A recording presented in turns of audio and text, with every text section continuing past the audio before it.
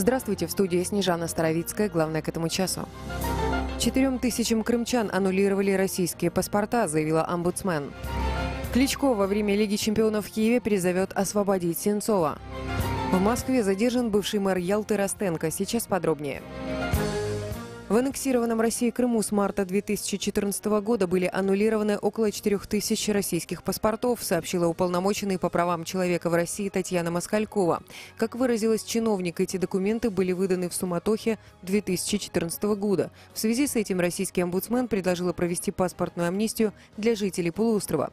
Если люди не имеют другого гражданства, недвижимости в Украине и другого паспорта, на мой взгляд, им нужно простить ошибки оформления, сказала Москалькова на встрече с депутатами Российской Госдумы.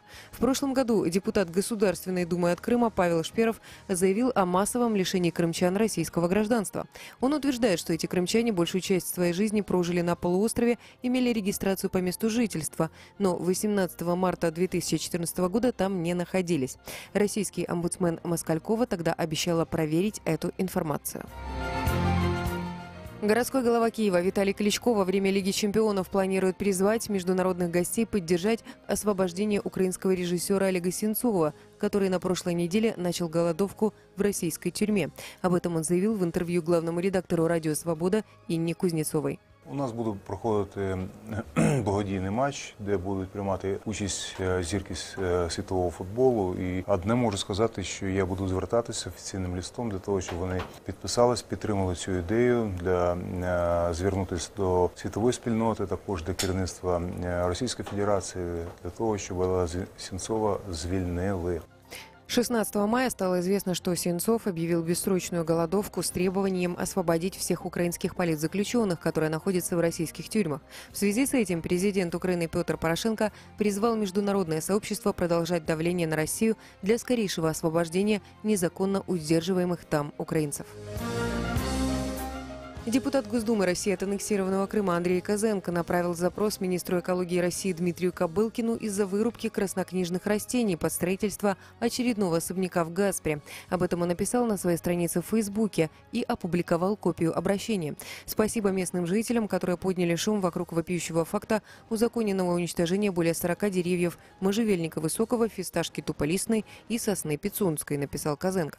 По его словам, необходимо провести строжайшую проверку и наказать всех виновных.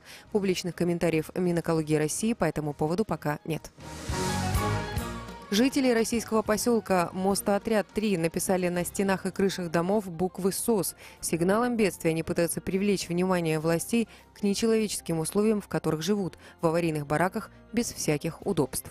Рональдинho, Рональдо какого-нибудь или Пеле пусть приедет, посмотрят, в каких условиях мы живем 21 век. Рональдо, приезжайте к нам в гости, хоть с России, хоть даже с других стран. С удовольствием пригласили бы, пусть посмотрели бы, как тут живут люди. Мы говорим о конкретном микрорайоне, и наше предложение в первую очередь рассмотреть расселение данного микрорайона. Подробнее о ситуации в этом поселке смотрите в сюжете телеканала «Настоящее время» на сайте Крым Реалии. Российские и крымские средства массовой информации сообщают о задержании в Москве бывшего главы российской администрации Ялты Андрея Ростенко. Как передает ТАСС, процессуальный статус задержанного пока неизвестен. По информации издания «Примечание», причиной задержания стала возможная связь бывшего мэра Ялты с выводом земли из санатория МВД России Бекетова в Алупке. Якобы расследование взял под личный контроль глава МВД России Владимир Колокольцев. Официальных комментариев российских правоохранительных органов пока нет. Также не комментировал ситуацию сам Ростенко. 11 июля прошлого года депутаты подконтрольного Кремлю Ялтинского горсовета на внеочередной сессии приняли отставку Андрея Ростенко. Вслед за ним уволился его заместитель и главный архитектор города. Сегодня днем в Крыму по прогнозам дожди с грозами до 25 тепла и временами облака. В районе Чонгара и Новоалексеевки плюс 24 градуса. Керченская переправа и все 3 пункта пропуска на административной границе с Крымом работают в штатном режиме. В студии Снежана Старовицкая. Оставайтесь на волне Крым Реалии.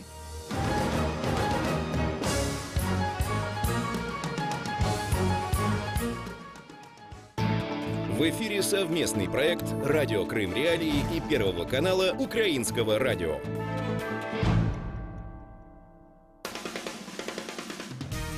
Слушайте радио Крым Реалии на средних волнах. Частота 549 килогерц в 7:30 утра и днем в 12:10. Теперь мы с вами 24 часа в сутки, 7 дней в неделю. Радио Крым Реалии 105,9 FM. Крымчане имеют право знать. Всем привет, это радио Крым Реалии, Сергей Макрушин у микрофона. Напомню, что вы можете слышать нас на средних волнах на частоте 549 кГц в 7:35 и 12:10 в Крыму и на материковой части Украины. На частоте 105,9 FM нас слышно круглосуточно. Круглосуточно нас слышно на сайте Крым Реалии, где вы без труда обнаружите сигнал прямой трансляции. Также мы ведем прямую трансляцию в Facebook и на YouTube. Присоединяйтесь, там же можете комментировать наш эфир. Самые интересные комментарии мы обязательно зачитаем. Непосредственно принять участие в эфире также может каждый наш радиослушатель или зритель. Для этого можно бесплатно позвонить в эфир по телефону 8 800 10 06 926. Если вы слышите нас в Крыму, если вы слышите нас на материковой части Украины, звоните на номер 044 490 31 18. Тема дня. Тема дня у нас следующая. ФСБ России заявила о раскрытии в Крыму очередной так называемой группы экстремистов, которая, по версии, опять же, ФСБ, забросала коктейлями Молотова дом российского муфтия Крыма Эмирали Аблаева. В организации группы российские спецслужбы обвиняют членов Меджлиса крымско-татарского народа, который, я напомню, уже давно находится под запретом в Крыму. Поговорим о том, что известно об этом деле, что известно о задержании харьковчанина Александра Стешенко, который свидетельствует на видео, опубликованном ФСБ. Начнем обсуждение с того, что рассмотрим версию, опубликованную в ФСБ. Давайте послушаем сюжет от моих коллег. Крым в центре внимания.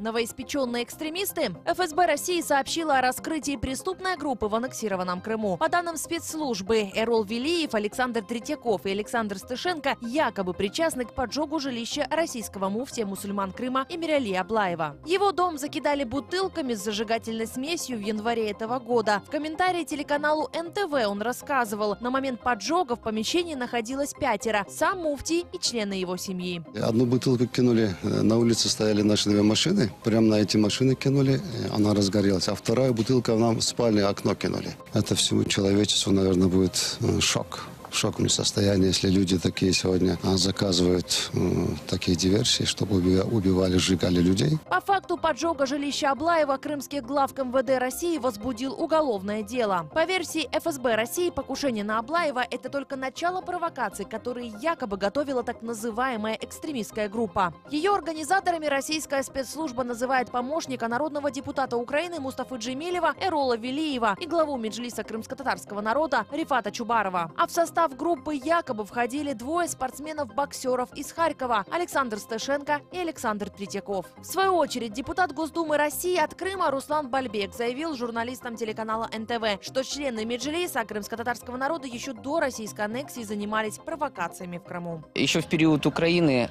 группа Джемилева практиковала искусственное моделирование конфликтов за счет поддержания протестных настроений в среде крымских татар. Позже российские силовики опубликовали видео допроса Стешенко, где подозреваемый рассказывает детали так называемой диверсии. Назвал он и виновных в поджоге дома российского муфтия Крыма, однако отметил, что не принимал непосредственного участия в процессе. Нам была поставлена задача сделать поджог дома муфтия Крыма. Кто вам поставил такую задачу? Эту задачу нам поставил Велиев.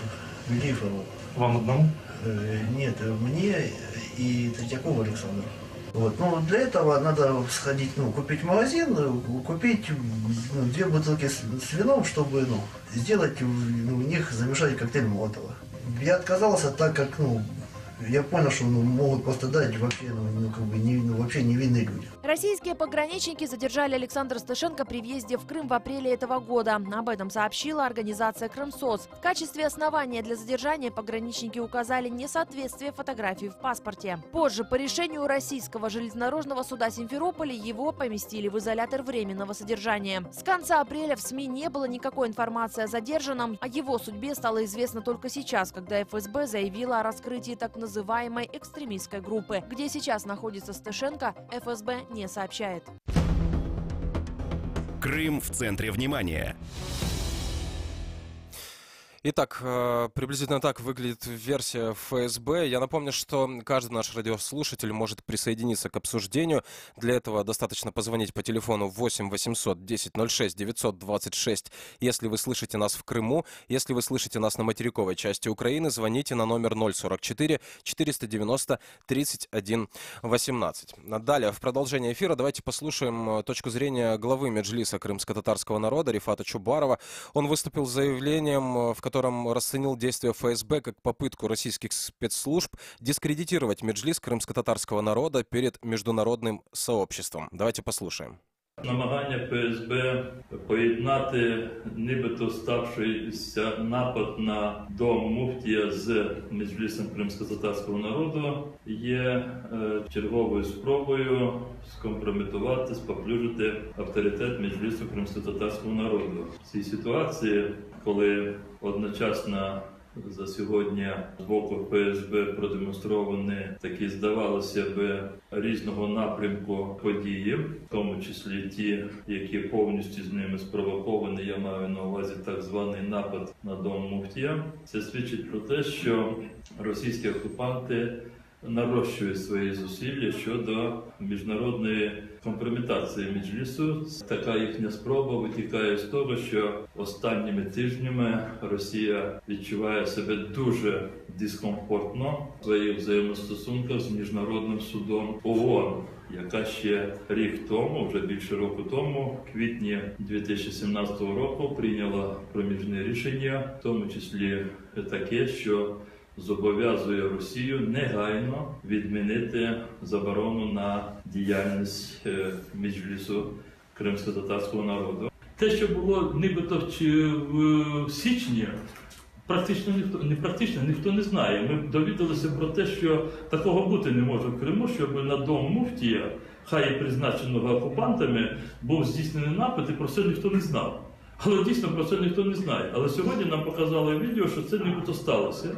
Тобто якийсь день це була поставлена така інсценіровка, такий зробили спектакль, і під нею вже вибудовували якусь схему, яка мала показати Меджліс або кримських татар такими собі кровожадними терористами. А тут якраз і не рішення, а вимоги Міжнародного суду. І нам здається, що з Стешенка вибили те, що їм, ФСБшникам, зараз більш всього було потрібно. Чому тут зв'язали Велієва? Знаємо, що колись вони вчилися в одному інституті і десь стикалися, не будучи знайомими, а близькими, але здоровалися в одній секції. Думається, що Велієв помічник народного депутата, і він в'їжджав, як ви вже знаєте, іноді до Криму, останній раз був у вересні. Можливо, так воно дуже логічно, нібито з точки зору ФСБ виявляється, тут Мустафа Джемілєв, а тут взагалі голова Меджлісу. Тут можуть бути тисячі версій. Продолжаем эфир. Напомню, это было мнение главы Меджлиса крымско-татарского народа Рифата Чубарова о том, зачем ФСБ понадобилась новая история о так называемых экстремистах в Крыму и почему ФСБ называют причастными к этой истории Меджлис крымско-татарского народа. Далее давайте пройдемся детально по уголовным делам, которые были открыты в Крыму. Итак, крымский главк МВД подконтрольной России открыл по факту поджога жилища крымского муфтия Эмирали Аблаева уголовное дело по части 2 статьи 167 Уголовного кодекса России «Умышленное уничтожение или повреждение имущества, совершенное общеопасным способом». Еще 2 дела возбудила ФСБ. Одно против Велиева, которому инкриминирует создание экстремистской группы, второе против Стешенко и Третьякова. Их действия предварительно квалифицированы как участие в экстремистской группе. Велиеву и Третьякову обвинения были выдвинуты заочно. Они оба объявлены в России федеральный розыск. Информация о задержании Стышенко появилась намного ранее. Об этом заявляла организация «Крымсос» в апреле, но тогда было непонятно, какие претензии к нему предъявляют российские силовики. Говорилось о том, что он был задержан после того, как ФСБ, якобы сотрудники погрануправления ФСБ, якобы обнаружили несоответствие фотографии в паспорте. Второй фигурант дела, Александр Третьяков, объявлен в розыск, его, вероятно, нет в Крыму. Эрол Велиев, которого ФСБ называет организатором этой группы, действительно работает помощником народного депутата Мустафы Джемилева. До эфира мы связались с ним и спросили, почему, как он считает, он оказался под подозрениями ФСБ. Давайте послушаем комментарий Эрола Велиева. Такая версия ФСБ, я к этой версии не имею никакого отношения. Мало того, по этой версии, с просмотренных видеоматериалов, которые у них же на сайте информация и видео, там идет речь о том, что происходило в январе 2018 года. Но я на территории Крыма последний раз был в сентябре 2017. 12 сентября я выехал, на территорию Крыма не въезжал. Очень коротко с Фатом Абдурахмановичем, когда виделся, он мне задал вопрос, как вас могли увязать, что общего? Это только то, что я учился в городе Харькове. Ну и получается, в общей сложности я около 9 лет в Харькове прожил. И я просто сказал, он отвечал на его вопрос, что общего. Я говорю, так я человека не знаю, но вот общее, как оно, как там та сторона это все увязывала и привязывала, вот говорю, общее. Этот парень харьковчанин, я в Харькове учился. Пишут, что он боксер, но я в студенческие годы, все студенты, которые выбирают себе какие-то секции в ВУЗе, кто на плавание, кто на легкую атлетику, я ходил на кикбоксинг. И мне обратили внимание на тот факт, что он 91-го года рождения. То есть я поступил в 99-м, мне 17 лет, ему 8. Я окончил вуз, мне 22 года, ему 12-13. Ну и так дальше. То есть не знаком, нет. Я нахожу тоже только тот повод, что я являюсь помощником Мустафы Джемилева. Плюс получалось так, что я въезжал на территорию Крыма. Ну, по всей видимости, это мои допущения, предпосылки. Наверное, как-то промониторили, что въезжаю периодически, выезжаю. Ну и решили как-то, но сам факт, вы понимаете, я не знаю, как они там это дело фабриковали. Продолжаем эфир. Я напомню номера телефонов. 8 800 10 06 926. Звоните, если вы слышите нас в Крыму. Если вы слышите нас на материковой части Украины, звоните на номер 044 490 31 18. Также мы внимательно читаем ваши комментарии, которые вы оставляете под нашими трансляциями в Facebook и на YouTube. Вот в Facebook аудитория проводит традиционную перекличку. Ялта, Балаклея, Харьков. Да, мы тоже вас всех рады видеть и читать ваши комментарии. Также мы рады вашим звонкам. К нашему разговору присоединяется Искендер Бариев, член Меджлиса крымско-татарского народа, председатель Комитета защиты прав крымско-татарского народа. Искендер, здравствуйте. Давайте перед тем, как начать беседу, у нас есть звонок от слушателя, примем его. Здравствуйте, вы в эфире, говорите. Здравствуйте. У меня мнение будет очень выражающее общее настроение, что американские оккупанты будут использовать Украину. Вы общее настроение, вам кто поручил делегировать право выражать общее настроение? Мое окружение и люди, живущие в Крыму. Ваше окружение. Ясно. Передавайте привет своему окружению. Мы продолжаем эфир. Напомню, что с нами на связи Искендер Бариев, член Меджлиса крымско-татарского народа, председатель Комитета защиты прав крымско-татарского народа. Искендер, здравствуйте. Итак, давайте поговорим о том, почему, откуда взялась эта версия ФСБ, с какой целью сейчас раскручивается эта история с экстремистской группой, якобы, которая действовала по заданию Меджлиса. На мой взгляд, это чистой воды инсинуации, информационные, правовые, которые направлены на то, чтобы, в первую очередь, конечно, дискредитировать Меджлис крымско-татарского народа, дискредитировать лидера крымских татар Мустафу Джемилева и председателя Меджлиса. Тем более, это все происходит, скажем так, в преддверии очередного заседания и в момент вот той реакции, которая произошла в связи с тем, что с 19 апреля 2018 года исполнился ровно год, как было вынесено промежуточное решение Международного суда ООН. И в этом промежуточном решении четко идет посыл о том, что Российская Федерация должна отменить решение о запрете Меджлиса крымско-татарского народа И, соответственно, ее службы или ее структуры и Верховный суд, и, соответственно, Министерство юстиции Российской Федерации должны были отреагировать на это. Но никак не отреагировали в течение года. То есть, по крайней мере, и мы писали, в том числе, напоминали Министерство иностранных дел и Российской Федерации, и Министерство юстиции о том, что в первую очередь решения Международного суда, промежуточные решения, они должны были перевести с французского или английского языка на русский язык и разместить у себя на сайте. Далее они должны были, соответственно, провести процедуру отмены того решения, которое они приняли год назад, в 2016 году. И мы видим, что Российская Федерация никак не отреагировала на промежуточное решение Международного суда. И это на самом деле очень грубое нарушение международного права, потому что Россия является субъектом всех международных организаций, в том числе и Международного суда ООН. Ну и в ответ на это, 19 апреля мы собирались, обсуждали, и Министерство иностранных дел подало в Международный суд письмо с просьбой разъяснить, что дальше, что планируется предпринять дальше, в связи с тем, что Российская Федерация не исполняет решение, промежуточное решение Международного суда. И причем это в истории впервые такое происходит, потому что решение Международного суда, оно обязательно к исполнению. Ну и мы видим следующие процессы, когда появляется ответ на данное обращение. И, соответственно, такое вот, даже вот я бы сказал, такое хамское отношение Российской Федерации.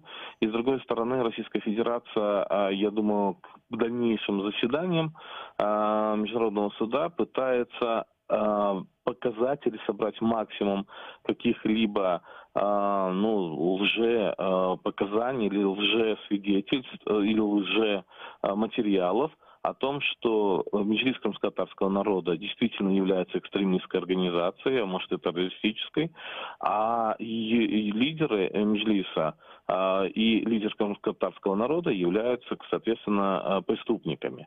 И поэтому вдруг возникает ситуация, что некий Ирол, хотя, в принципе, человек, который на самом деле является помощником депутата Верховной Рады Мустафы Джемилева, якобы создав группу, пытается оказать, вернее, я бы сказал, совершает акт, агрессивный акт, террористический акт в отношении муфтия Эмирали Аблаева, вернее, в отношении его дома. Что самое интересное, на самом деле, когда вот прослеживались эти процессы, Ирол последний раз посещал Крым еще в сентябре 2017 года. Они в своем репортаже пытаются показать, что это произошло в январе 2018 года.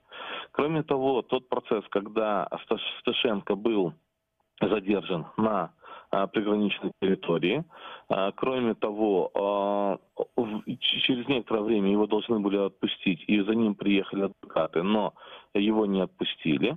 И, соответственно, вдруг он проявляется через некоторое время, но уже в качестве свидетеля о тех вот событиях, которые произошли якобы в январе месяце. Да, давайте Кроме того, интересный случай. Да, давайте закончите мысль. У нас просто еще есть звонок от слушателя. Да, говорите. В том плане, что якобы произошло это в январе, но никто об этом не знал, что пытались совершить поджог дома Эмирали Аблаева. Но Эмирали Аблаев, он проживает в месте компактного проживания крымских татар. Я не думаю, что по сегодняшний день мы бы не знали бы о том, что произошло реально возле дома Эмирали Аблаева.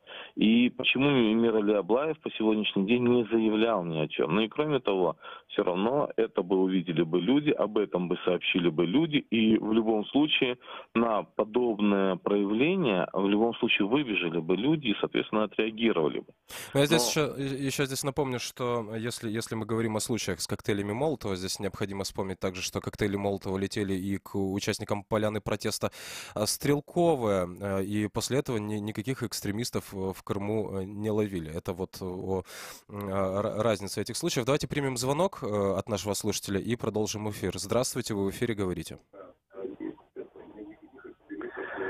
Доброе утро. Я вам скажу, вот эти представители царя российского, тут что они творят. Какое-нибудь да надо паскудство сделать для того, чтобы им было приятно. Вот в Крыму экстремистов задержали, все. Все, вы знаете, я вам скажу, я в Крыму уже проживаю больше 45 лет, 45 років.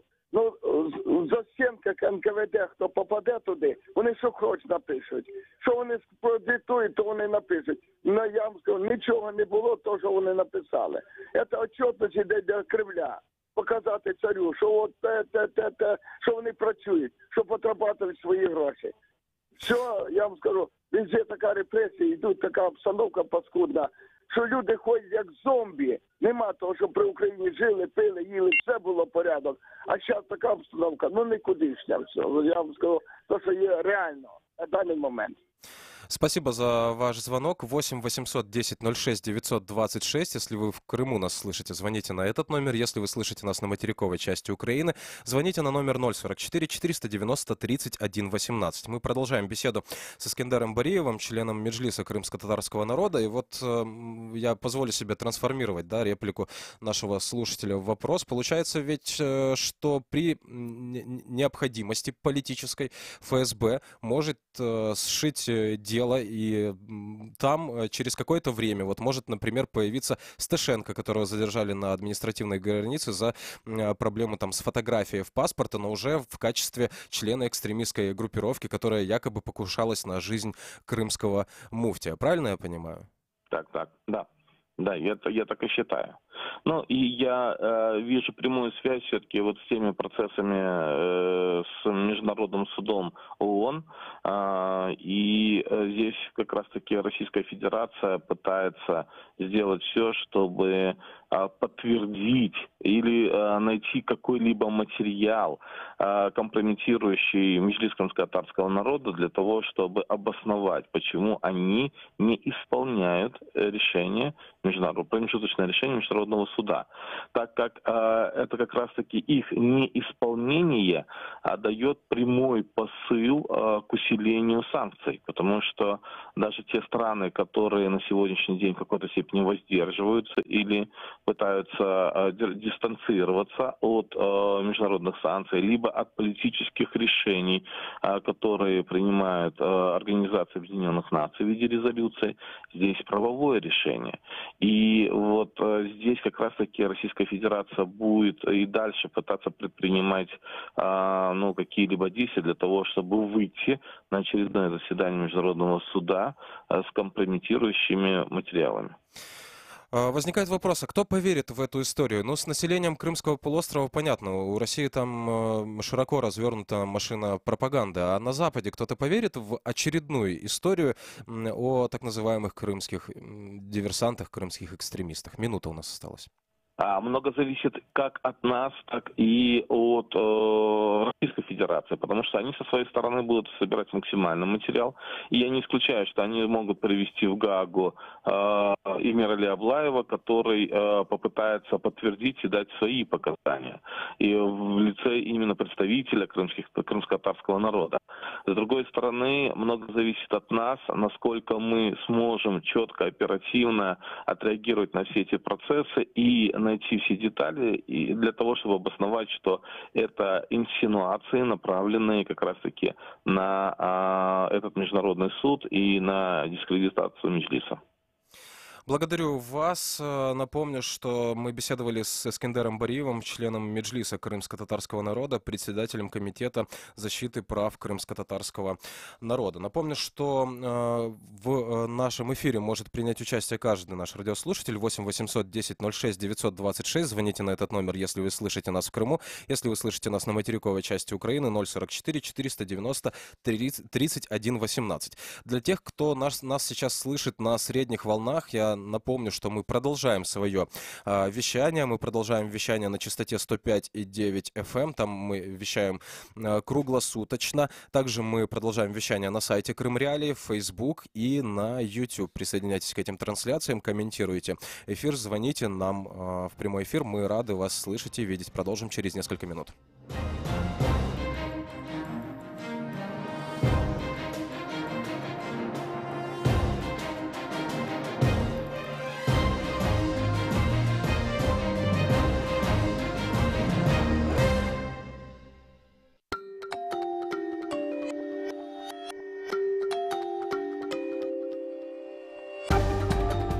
Новости в эфире «Радио Крым Реалии».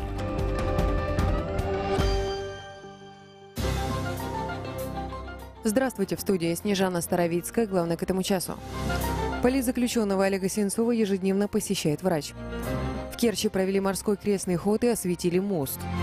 Экс-главу Кировского осудили на 2 года колонии за гибель ребенка. Сейчас подробнее. Каждый день украинского политзаключенного Олега Сенцова в колонии посещает врач, который оценивает его состояние как стабильное. Об этом сообщила сестра режиссера Наталья Каплан, передает Громадское радио. У Олега была холодная камера, и ему увеличили отопление. У него уже были представители прокуратуры и Федеральной службы исполнения наказания. Они отговаривали его от голодовки, но он, как и раньше, стоит на своем, сказала Каплан. По ее словам, не доверять словам врача о состоянии Олега нет оснований, ведь для колонии это чрезвычайная ситуация.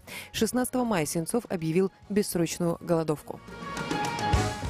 В Керченском проливе прошел морской крестный ход. Митрополит Феодосийский Керченский Платон осветил строящийся Керченский мост. Как сообщает РИА Крым, молебен проводился на парусном катамаране «Мэри-2» во время его прохождения под мостом. Церемония освящения транспортного перехода была частью научно-образовательной экспедиции «Крымская кругосветка». Она прошла при поддержке подконтрольного Кремлю Минобразования Крыма и Российского географического общества.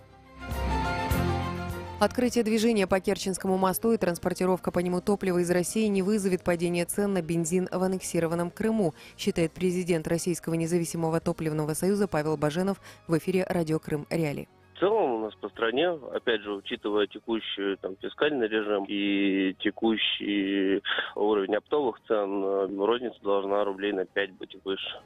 Ранее российские власти Крыма признали, что открытие автодорожной части моста через Керченский пролив не снизит стоимость топлива. Подконтрольный России Кировский районный суд приговорил к 2 годам колонии главу российской Кировской сельской администрации по уголовному делу о гибели ребенка на детской площадке. Как сообщили в прокуратуре Крыма, с главы администрации взыскана компенсация морального вреда в размере 1 миллиона рублей. По данным следствия, летом прошлого года обвиняемый знал, что демонтированные качели в ПГТ Кировском опасны, но не принял никаких мер. Незакрепленная металлическая конструкция обрушилась на 8-летнего мальчика. Сегодня днем в Крыму по прогнозам дожди с грозами до 25 тепла, в районе Чангара и Новоалексеевки плюс 24, дождливо. Керченская переправа и все 3 пункта пропуска на админ-границы с Крымом работают в штатном режиме. В студии Снежана Старовицкая. Оставайтесь на волне Крым Реалии.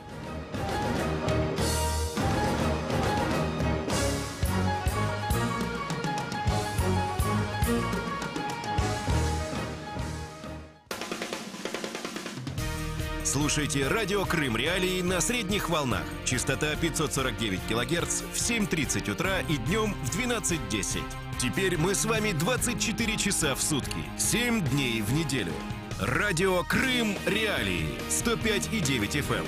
Крымчане имеют право знать.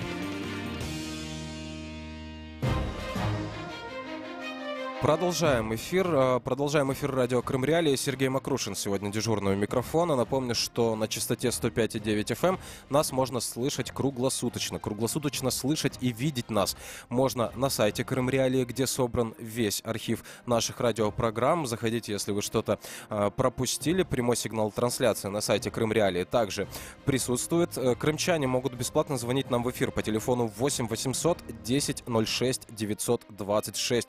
Жители материковой части Украины, мы ждем ваших звонков на номер 044 490 31 18. Также напомню, что мы внимательно читаем ваши комментарии, которые вы оставляете под нашими трансляциями в Facebook и на YouTube. Пишите, звоните, начинаем эфир. Тема дня. Итак, далее мы обсудим публикацию группы «Информационное сопротивление», в которой исследованы официальные данные российских и украинских статистиков о количестве и составе населения в Крыму. После российской аннексии Крыма состав населения полуострова существенно изменился. Так, по последним данным Укрстата на апрель 2014 в Крыму и Севастополе проживало немного более 2 миллионов 354 тысяч человек. Позже российские статистики провели в октябре 2014-го так называемую перепись и не досчитались 70 тысяч человек. Есть версия, что разница обусловлена тем, что часть крымчан после аннексии выехала на материковую часть Украины. По данным Росстата, за последние 3 месяца этого года полуостров покинуло более 2000 человек. При этом миграционный прирост составил только 440 человек. В сравнении с аналогичным периодом предыдущего года это меньше в 7 раз. В то же время Севастополь покинуло немного более 300 человек, а въехало в город более 1700 человек. Как утверждает Росстат, за годы аннексии в Крым приехало более 247 человек, а выехало с территории полуострова чуть более 140 тысяч человек. При этом российские статистики не всегда точно фиксируют число приезжих в Крым. Так, в 2017 году количество учащихся средних школ по сравнению с 2014 выросло в Севастополе на 8 тысяч учеников. При этом в 2016 году в городе появилось на 800 первоклашек больше, у которых не было городской регистрации. То есть порядка 800 новоприбывших семей статистика не уловила. Параллельно проходила и так называемая естественная замена населения. За годы аннексии умерло более 145 тысяч человек и родилось более 112 тысяч детей. Таким образом, по официальным российским данным, за годы оккупации полуострова замещение населения составило порядка 17%. А если учесть тех, кого не улавливает статистика, то замена составит около четверти всего населения Крыма и Севастополя. Ресурс «Черноморская безопасность», авторы этой статьи, создан и поддерживается подразделением группы «Информационное сопротивление» в Крыму и Севастополе. Координатом проекта является народный депутат Украины Дмитрий Тымчук. Эту информацию мы обсудим. Я напомню, что обсудить ее вместе с нами могут и наши радиослушатели. Сделать это очень просто. Можно прокомментировать наши трансляции в Facebook и на YouTube. Кроме того, можно дозвониться нам в эфир по телефону 8 800 10 06 926. Если вы слышите нас в Крыму, если вы слышите нас на материковой части Украины, звоните на номер 044 490 31 18. Продолжим через несколько секунд. Важные события, спорные заявления, последние новости, горячие темы. Все это в прямом эфире с 7 до 10:00 в эфире самого крымского в мире радио. Радио Крым Реалии. Продолжаем эфир, продолжаем обсуждать демографическую ситуацию на Крымском полуострове. Действительно ли мы можем говорить о замещении населения и как происходит этот процесс? Это стихийное явление, либо кем-то сознательно координируется. С нами на связи Ирина Прибыткова, профессор социологии, доктор наук демографии, ведущий научный сотрудник Института социологии Национальной академии наук Украины. Ирина Михайловна, здравствуйте. Итак, как мы можем охарактеризовать демографические процессы в Крыму сейчас? Как можно прокомментировать результаты, которые были опубликованы, в частности, группой «Информационное сопротивление»? Да, я читала этот материал, более того, он передо мной лежит. Значит, это движение населения, в общем-то, типично для милитаризованной зоны. Когда прибывают войска, какие-то войска выводятся, в то же время с острова идет отток жителей постоянных, которые там жили до оккупации Крыма. Так что здесь ничего неожиданного нет. Но искать закономерности специально трудно, потому что это процесс, подчиняющийся другим совершенно обстоятельствам, а не так это происходит, как обычно в мирной жизни. То есть каким обстоятельствам? Здесь можно подробнее? Что-что? Да, подробнее об этих обстоятельствах, из-за которых происходит изменение демографического состава. Ну, дело в том, что они происходят не в первый раз. Я работала в Крыму с 90-го года, то есть 1990 года, когда началось возвращение после принятия декларации о признании преступными выселение, депортация населения, и сразу же в Крым приехало огромное количество крымских татар, потому что они понимали, что если они сразу это не сделают, эти обстоятельства могут измениться. Они уже пытались в 1956 году вернуться, так же, как возвращались чеченцы, балкарцы, карачаевцы, но их, обвинив в нарушении паспортного режима, оттуда выселяли и даже сажали в тюрьму. Поэтому вот те, кто остались в Украине, расселялись поблизости. Это был пояс Запорожская область, Николаевская область. А вот уже в 90-м году пошел поток. Такой, знаете, я бы сказала, даже десант. Большое количество людей вернулось. А потом они продолжали... Это были не только крымские татары. Я хочу сказать, что были депортированы не только крымские татары из Крыма. Были депортированы вместе с ними армяне, болгары, греки, немцы и другие нежелательные элементы с точки зрения оккупанта. Ну, оккупанта я имею в виду нынешнего оккупанта. Вот. Так что это процесс, который уже имел место быть. И сейчас он повторяется. И потом надо понимать, что Севастополь это всегда был как бы очаг возможных неприятностей, вот возможных таких вещей, которые произошли впоследствии. Там огромное количество жило отставных военных. Все, кто служили на флотах, на Северном флоте, на Тихоокеанском флоте, на Балтийском, они стали возвращаться. Если не возвращаться, они там, возможно, никогда и не жили. Но Севастополь был город особый. То есть то, что мы наблюдаем в Крыму, вот это явление сейчас замещения населения, о том, что одни люди уезжают из Крыма, россияне, жители соседней России приезжают в аннексированный Крым. Можно ли говорить об этом, что это происходит каким-то образом вот стихийно, да, под действием каких-то объективных обстоятельств? Ну, вот сейчас фактически нет границы, да, в Керченском проливе, поэтому россияне могут приезжать в Крым. Либо этот процесс кем-то вот сознательно координируется. Есть какая-то стратегия по замещению крымского населения, о чем неоднократно заявляли украинские политики? Безусловно, этот процесс имеет место быть. Конечно, он существует. И это тоже не новость, потому что то есть, это уже было. Это было в 1944 году. Вот в конце, начиная с 18 мая, как только вывезли 167 эшелонов с депортированными в сторону, не только в Узбекистан, и в Таджикистан, и в Коми, там были разные пункты назначения. Вот. Началось тут же, это совершенно был процесс, который дирижировался специально. Вот сразу же было объявлено о том, что приглашаются в Крым, то есть были разосланы правительственные телеграммы, и вот население, депортированное население было замещено в основном колхозники из российских областей. Я даже назову эти области. Это Ростовская, Воронежская, Тамбовская, Курская, Орловская и Брянская. Вот. А когда оказалось, что еще есть свободные дома и имущество, которое было отобрано у крымских татар, то тогда были дополнительно разосланы правительственные телеграммы. Вот я вам сейчас прочту, я вот нашла здесь, что в связи с тем, что в вашей области колхозников, желающих реализоваться в Крым, оказалось больше, чем намечено было по плану, подчеркиваю, прошу вас сообщить, сможете ли вы выделить 500 хозяйств колхозников для переселения в Грозненскую область на тех же условиях, которые предоставлены колхозникам, переселившимся в Крым. Грозненская область их не приняла, потому что у них уже были свои переселенные. Так что этот процесс был руководим совершенно из центра. Это была политика. К чему может привести такой процесс замещения населения? Могут ли люди, приехавшие из соседней России, каким-то образом развивать Крымский полуостров? Как меняется вообще жизнь территории, на которой замещают население?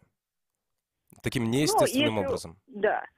Если учесть, что Крым, в общем-то, живет в режиме военного времени, то хорошего ничего ждать не приходится. Развивать они хозяйство не будут. Первым делом они будут укреплять свои позиции оборонительные, готовиться к наступлению дальше.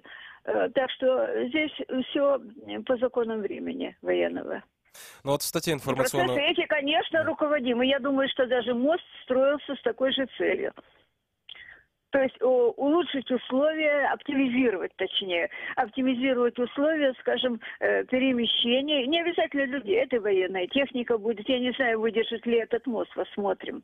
Потому что там я уже посмотрела, когда мост открывали, я посмотрела географическую энциклопедию, историю освоения вот этой мостового перехода, Керченского пролива и строительства мостового перехода. Там не очень оптимистическая история. Там грязевой вулканизм, там очень сейсмическая зона, потому что крымская складчатость новая, молодая складчатость. Все может быть. Ирина Михайловна, оставайтесь, пожалуйста, с нами на связи. Я напомню, что беседуем мы с Ириной Прибытковой, профессором социологии, доктором наук демографии, ведущим научным сотрудником Института социологии Национальной академии наук Украины. Я напомню номер телефона, по которому каждый наш радиослушатель может присоединиться к нашему обсуждению. Мы предоставляем право высказаться всем. 8 800 10 06 926, если вы слышите нас в Крыму, если вы слышите нас на материковой части Украины, 044 490 31 18. Также я напомню, что вы можете комментировать наш эфир, нашу трансляцию в Facebook и на YouTube. Мы внимательно читаем, что вы нам пишете. Продолжим через несколько секунд. Как обойти блокировку Крым Реалии? Не удается получить доступ к сайту Крым Реалии? Скачайте и установите программу «Псифон» через поисковик на компьютер или смартфон. Когда соединение установится, заходите на нужные сайты через обычный браузер. Крым Реалии. Крымчане имеют право знать.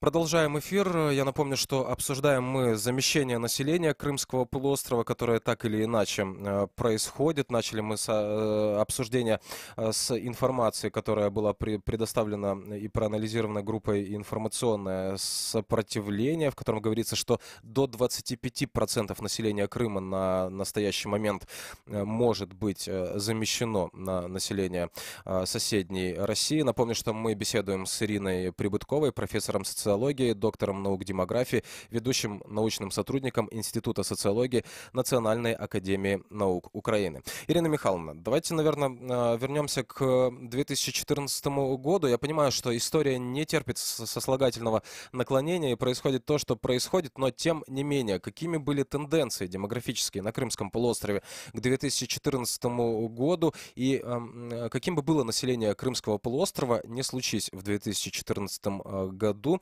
вооруженной оккупации Крымского полуострова? С аннексией Крыма, его оккупацией, конечно, движение населения там оживилось. Хотя Крым никогда не был, скажем, в депрессивных демографических районах не числился. Все время, начиная с 1989 года, в Крым прибывали ранее депортированные представители ранее депортированных народов с одной стороны, а с другой стороны там шло движение каких-то войск, потому что Севастополь был в аренде, база Черноморского флота, и поэтому там было тоже какое-то движение населения. Вот, кстати, то, что указано в этом материале, что вдруг увеличилось на полуострове, появились 800 детей. Неожиданно. Это не неожиданность, это значит, что прибыли новые воинские контингенты и семьями, и появились дети на полуострове. Можем ли мы спрогнозировать, как будет дальше развиваться ситуация? Есть ли какая-то критическая отметка, которой может достигнуть число приехавших из России? Либо этот процесс бесконечен и может продолжаться вплоть до полного переваривания, да, Крымского полуострова Россией и российским населением? Вы сказали ключевое слово «процесс». Это действительно процесс, он происходит, и у него есть тренды. Понимаете, он может увеличиваться, может уменьшаться. То есть это тот процесс, который надо включить в постоянный мониторинг. Вот так, как мы в институте делаем со всякими другими показателями. И отслеживать. Потому что мониторинг помогает понять, что же происходит с результатами этих перемещений. Крымских татар будут провоцировать постоянно. Это было даже когда крымские татары и болгар, армян и немцев, которые возвращались, их было меньше, но они были. Их не трогали, потому что многие из них потом уезжали на свою историческую родину.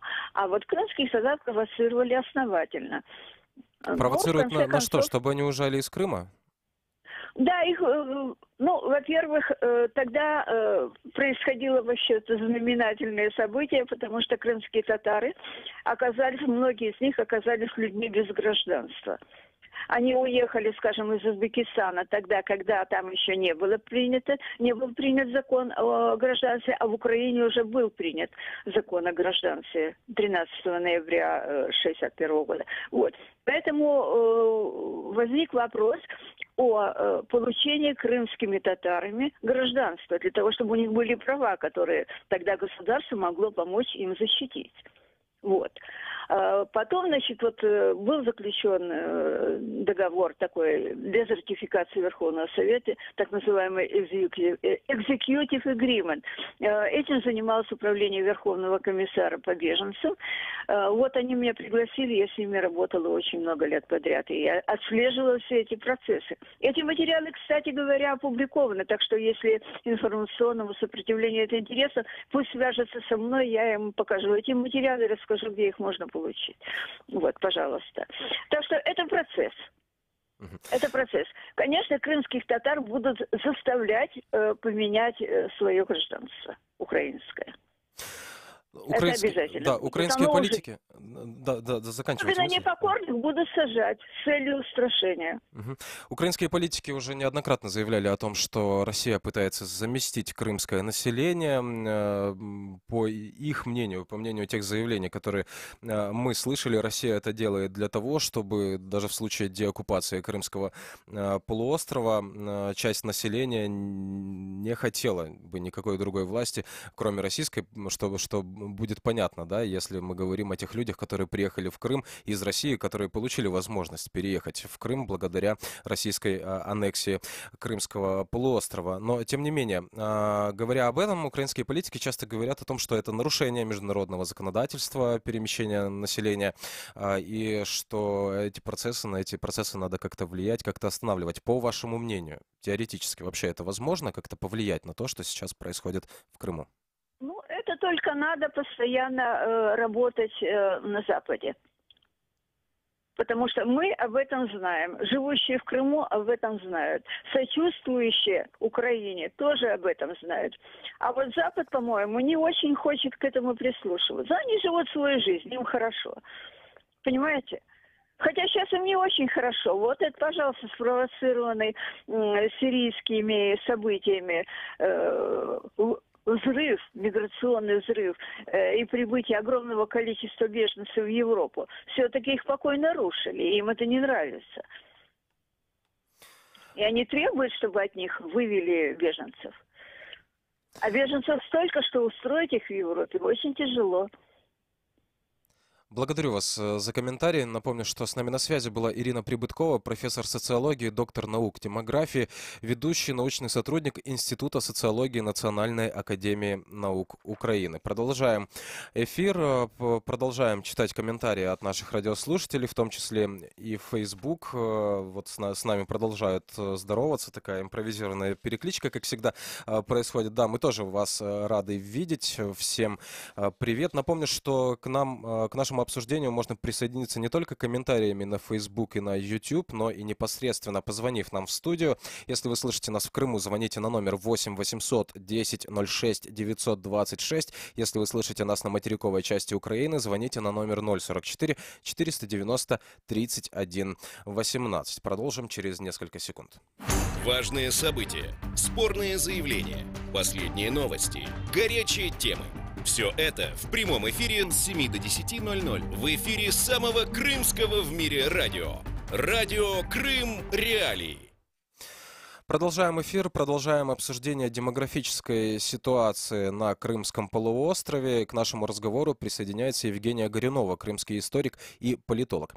Евгения, здравствуйте. Итак, что мы можем сказать по тому, что опубликовала группа «Информационное сопротивление» по тем цифрам и по той аналитике, да, по анализу этих цифр, которые группа сделала? То есть как мы можем охарактеризовать те явления, которые сейчас наблюдаем на Крымском полуострове? Это кем-то срежиссированная и запланированная замена населения, либо так происходит под действием различных обстоятельств и никем, в принципе, не координируется?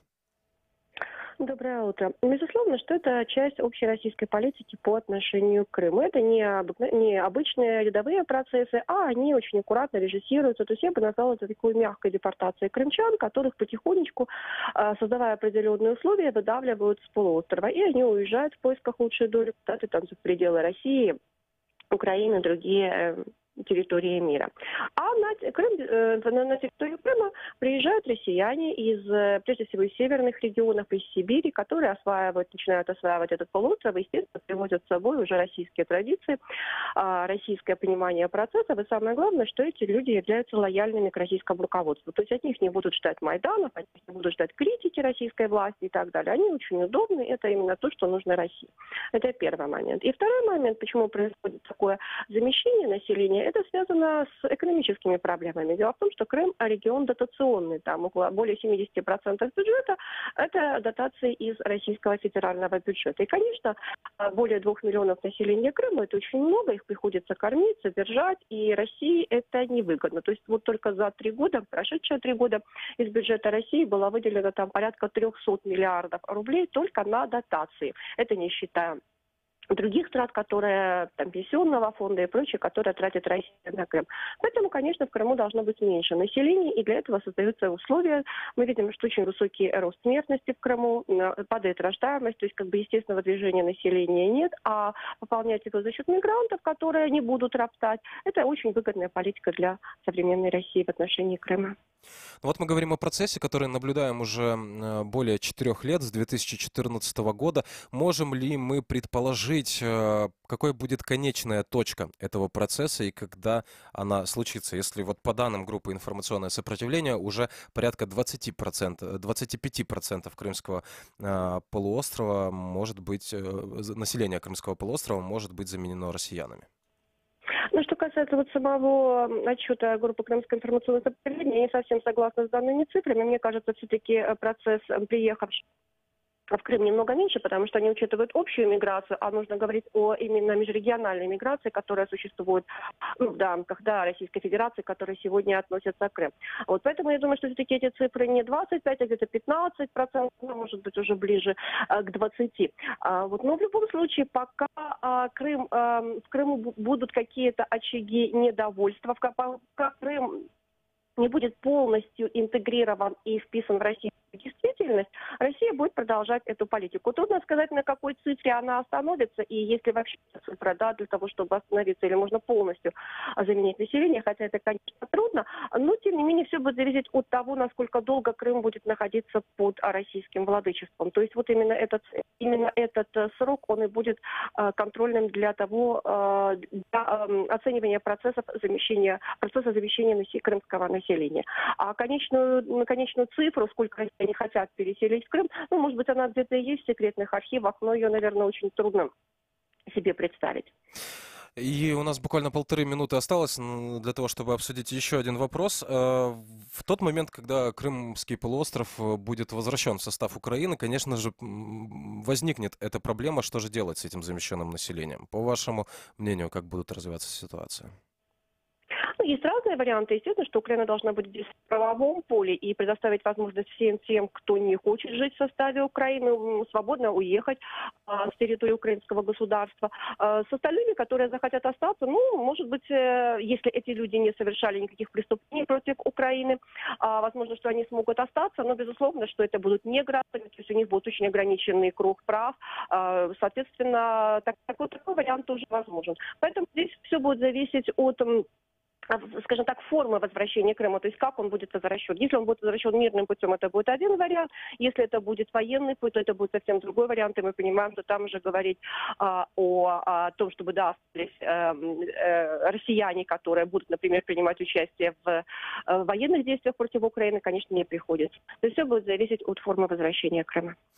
Благодарю вас. Напомню, что с нами на связи была Евгения Горюнова, крымский историк и политолог. Минувшие полчаса мы обсуждали демографическую ситуацию в Крыму, обсуждали процесс замещения населения Крымского полуострова. Крым без крымчан, так мы коротко назвали эту тему. Понятно, что до полного замещения населения Крымского полуострова еще далеко, но тем не менее Россия в этом делает определенные успехи, судя по тем данным, которые опубликовала группа «Крымское информационное сопротивление». Мы продолжаем следить за развитием ситуации, мы продолжаем наш эфир, мы продолжаем общаться с вами, наши радиослушатели. Комментируйте наши эфиры в социальных сетях, пишите нам по координатам, которые вы обнаружите на сайте Крым Реалии. Продолжим эфир через несколько минут.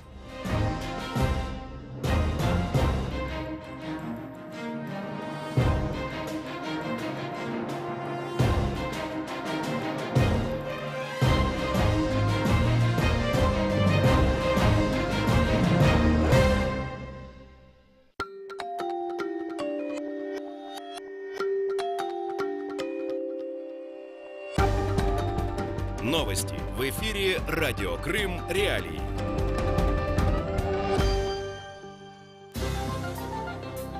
Здравствуйте, в студии Снежана Старовицкая, главное к этому часу. В Симферополе арестовали крымско-татарского активиста Мустафаева. Все школы Харькова возьмут под охрану. В России арестовали приверженцев свидетелей Иеговы. Сейчас подробнее. Подконтрольный Кремлю суд в Симферополе арестовал одного из координаторов общественного объединения «Крымская солидарность» Сервера Мустафаева. Он будет находиться в СИЗО. Об этом на своем официальном сайте сообщает «Крымская солидарность». Мустафаев арестован до 9 июня. Заседание проходило в закрытом режиме. 2 дня назад российские силовики проводили обыски в домах у крымских татар Эдема Смаилова и Мустафаева в Бахчисарае. Силовики не пустили к Смаилову и Мустафаеву адвокатов, прибывших на место для оказания правовой помощи. Общественное движение «Крымская солидарность» расценивает задержание крымских татар как преследование за активную позицию. Все школы Харькова с 1 сентября этого года будут взяты под охрану за счет городского бюджета, сообщил мэр Харькова Геннадий Кернес.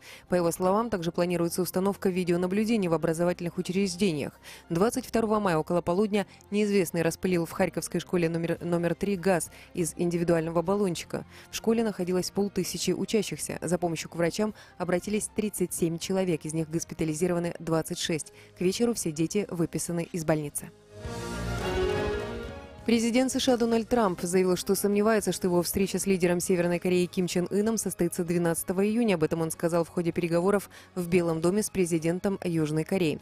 Трамп уточнил, что он скоро узнает, состоится ли запланированная встреча. Главной целью встречи Трампа с Мун Дже Ином было уточнение общей стратегии для решения проблемы в отношении Северной Кореи. США добиваются от страны полного отказа от разработки ядерного оружия. Суд в Оренбурге арестовал на 2 месяца свидетелей Иеговы Владимира Кочнева и Александра Суворова. Их обвиняют в организации и участии в деятельности экстремистского сообщества. Об этом сообщает издание «Европейская ассоциация свидетелей Иеговы». Еще один последователь религиозной организации, Владислав Колбанов, был помещен под домашний арест. В прошлом году Верховный суд России признал свидетелей Иеговы экстремистской организацией и запретил ее на территории страны. По данным иеговистов, в России у них около 170 тысяч последователей. Сегодня днем в Крыму по прогнозам дожди с грозами до 25 тепла. В районе Чонгара и Новоалексеевки плюс 24 дождливо. Керченская переправа и все 3 пункта пропуска на админ границы с Крымом работают в штатном режиме. В студии Снежана Старовицкая. Оставайтесь на волне Крым Реалии.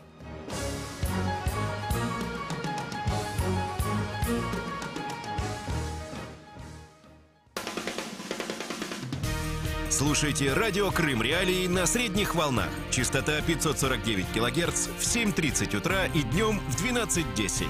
Теперь мы с вами 24 часа в сутки, 7 дней в неделю. «Радио Крым Реалии» 105,9 FM. Крымчане имеют право знать.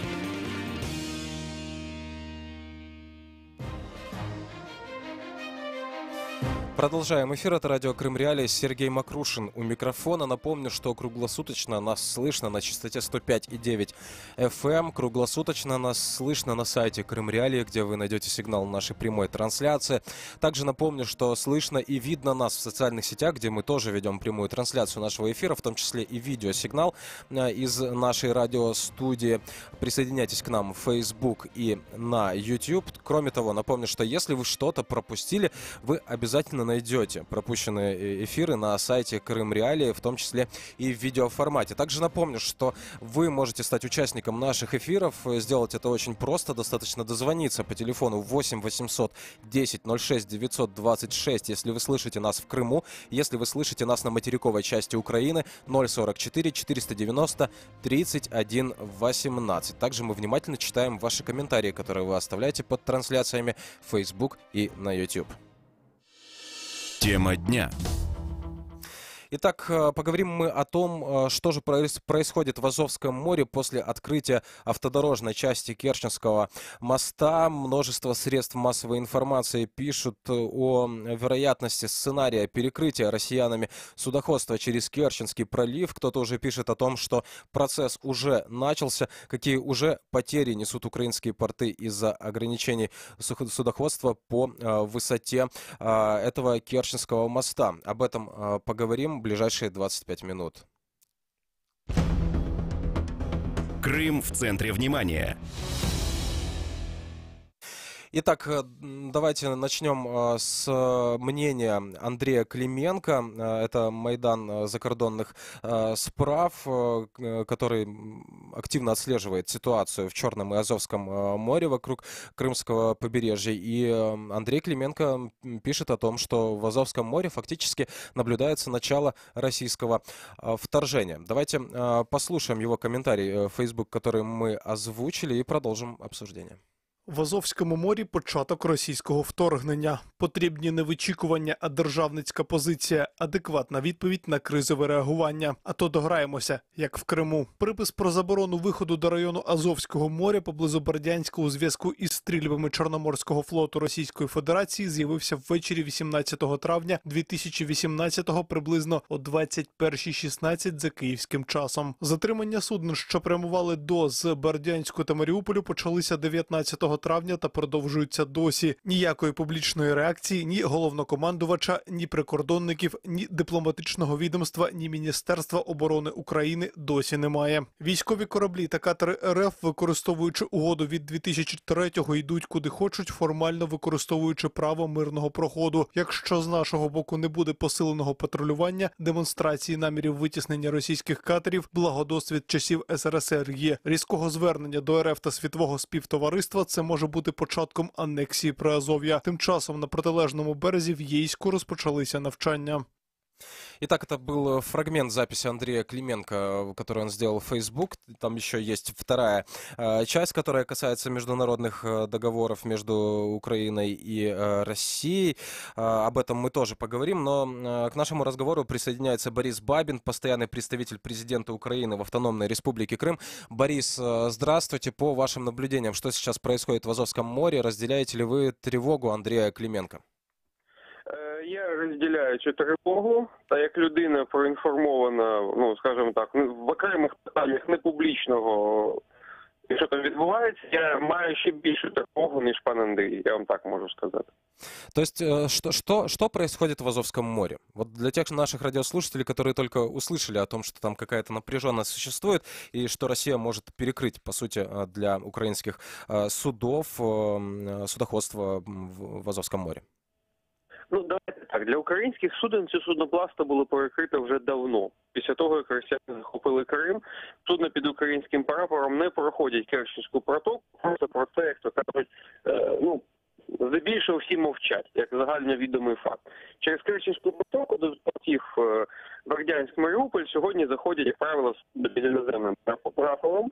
Але ось нещодавно, після того, як росіяни вийшли з завершення будівництва Кримського мосту, так званого, вони почали масові перевірки та огляди цих суден, зупинки їх в морі. Це вже триває приблизно місяць. На сьогодні ми маємо ситуацію, коли вони зупиняють не лише на підході Керчі, але й просто стабільно в будь-якій точці акваторії Азовського моря. І це вже є практика, яку вони мають. З іншого боку, ми маємо ситуацію, коли вони вже декілька тижнів розпочали так звану контртерористичну операцію. На Азові фактично це в переводі на людське означає охоплювання за українськими рибалками. Ми маємо ситуацію, коли двох рибалок з човном викрили, майже не з пляжу Бердянська. Тобто вони знаходилися біля узбережжя материкової України, їх викрили, перевели в Єйськ, і там їм, як то кажуть, шиють справу за браконьєрством. Тобто тут ми маємо тиск системний, спланований з декількох компонентів. Росіяни посилюють там військову складову, присутність фактично плавскладу на акваторії.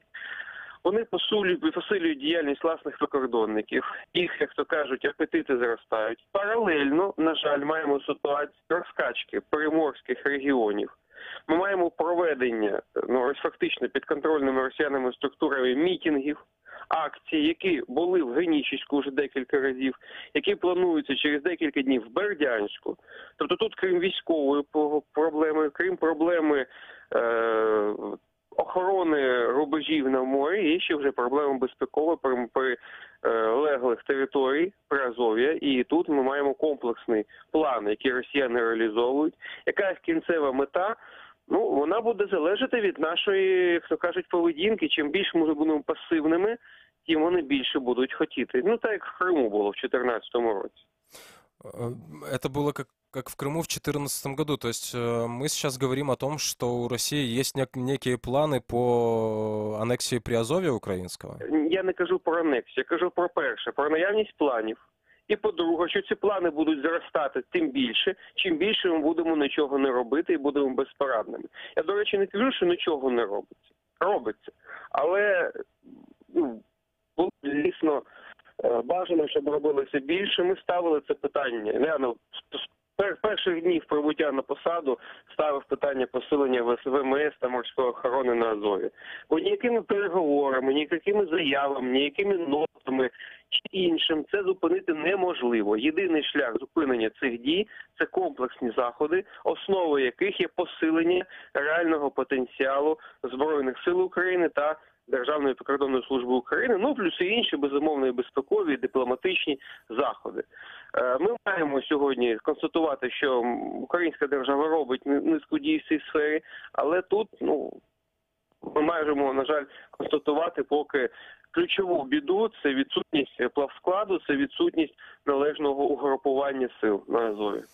Эксперты в том числе говорят еще и о том, что Россия выборочно пользуется международными соглашениями, которые были заключены в то время, когда Россия фактически не соблюдает международные соглашения, которыми гарантировала территориальную целостность Украины.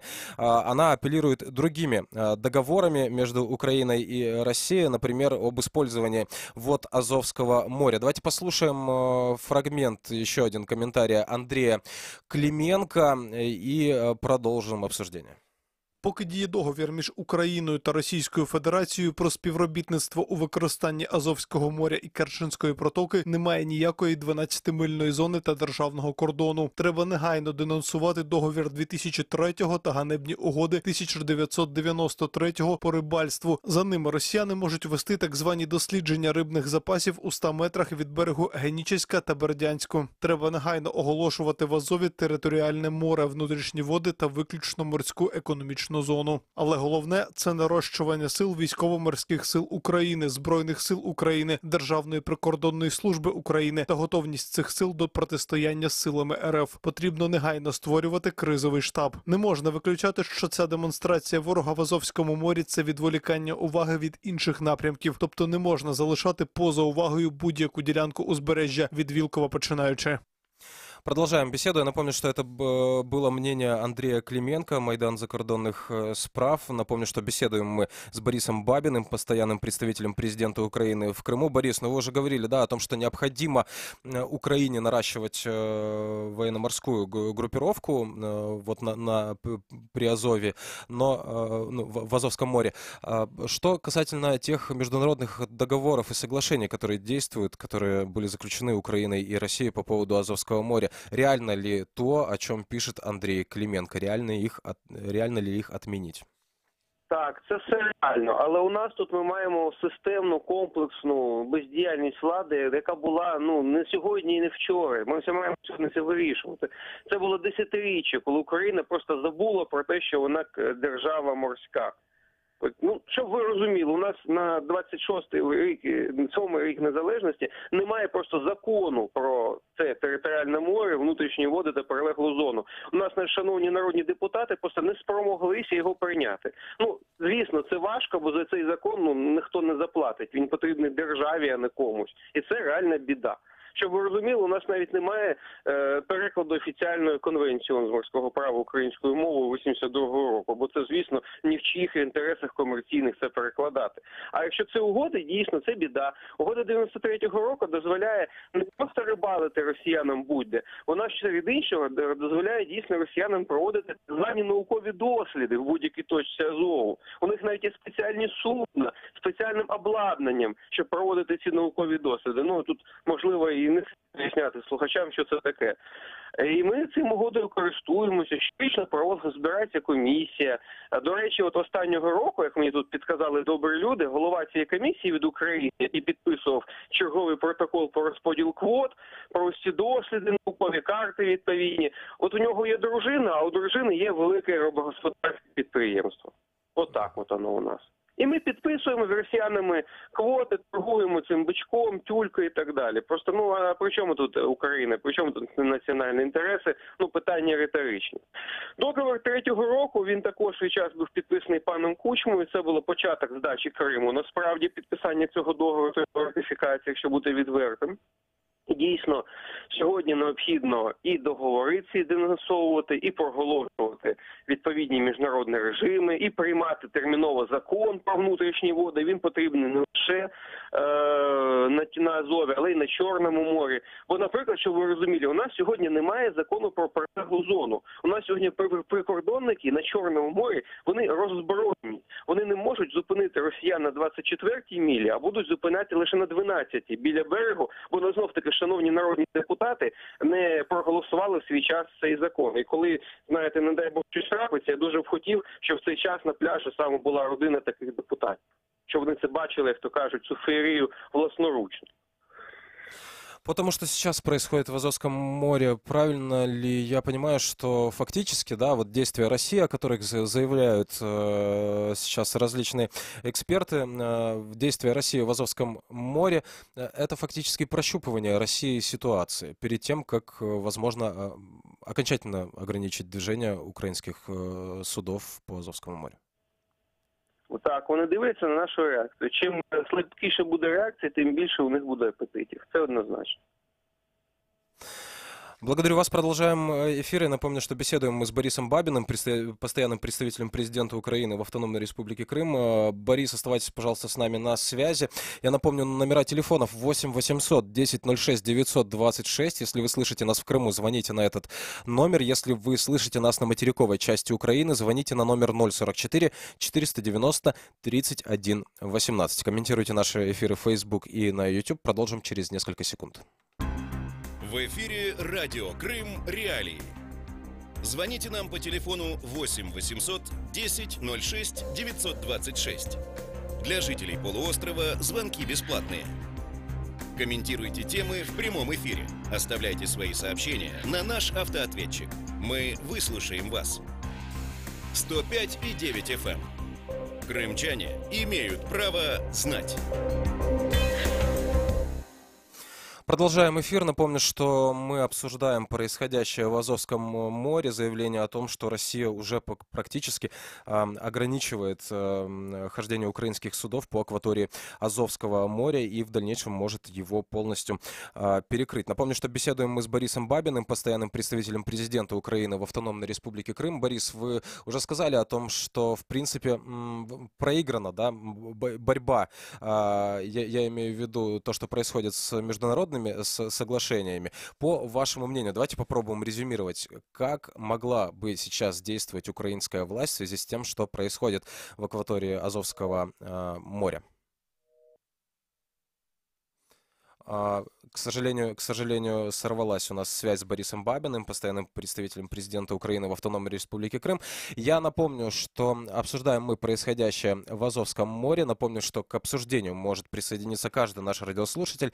8 800 1006 926, этот номер телефона для тех, кто слышит нас в Крыму. 044 490 31 18, этот номер для тех, кто слышит нас на материковой части Украины. Также напомню, что вы можете связаться с нашей редакцией по тем контактам, которые обнаружите на сайте Крым Реалии. Также вы можете связаться с нами в социальных сетях. У нас есть звонок от нашего слушателя. Здравствуйте, вы в эфире, говорите.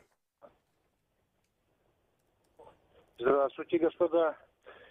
Я по поводу Азовского моря. Мне вот, понимаете, кажется странным ваш разговор, потому что до тех пор, пока на законодательном уровне вы будете считать Россию агрессором, вы не сможете... К сожалению, сорвался звонок, что-то не то у нас со связью. Тем не менее, я призываю вас не отчаиваться, не опускать руки. Вы обязательно нам дозвонитесь. Мы в это очень верим. 8 800 1006 926. Если вы слышите нас в Крыму, звоните на этот номер. Если вы слышите нас на материковой части Украины, звоните на номер 044 490 31 18. В том числе приглашаю снова попробовать дозвониться того слушателя, который вот начал говорить у нас в эфире, но, к сожалению, связь оборвалась, мы тоже ждем вашего звонка. Также напомню, что связаться с нами можно по тем контактам, которые вы найдете на сайте Крым Реалии. Кроме того, мы есть в крупнейших социальных сетях. Продолжим эфир через несколько секунд. Как обойти блокировку Крым Реалии? Не удается получить доступ к сайту Крым Реалии? Скачайте и установите программу «Псифон» через поисковик на компьютер или смартфон. Когда соединение установится, заходите на нужные сайты через обычный браузер. Крым Реалии. Крымчане имеют право знать. Продолжаем эфир, продолжаем обсуждение ситуации в Азовском море. Здесь я приведу еще один комментарий Андрея Клименко, который мы уже приводили. Он написал, что 22 мая приблизительно в 19:15 российские военные задержали на траверзе Бердянска еще два судна, которые следовали с грузом из порта Мариуполь. Судновладелец из Хорватии и еще одно судно, владелец которого из Турции. Этой проблеме, стрельбам России возле побережья Украины и задержанию суден, которые следуют в Бердянск и Мариуполь, уже четверо суток, пишет Андрей Клименко. Несмотря на всю информационную волну, нет даже какой-то ноты или заявления МИД или главнокомандующего.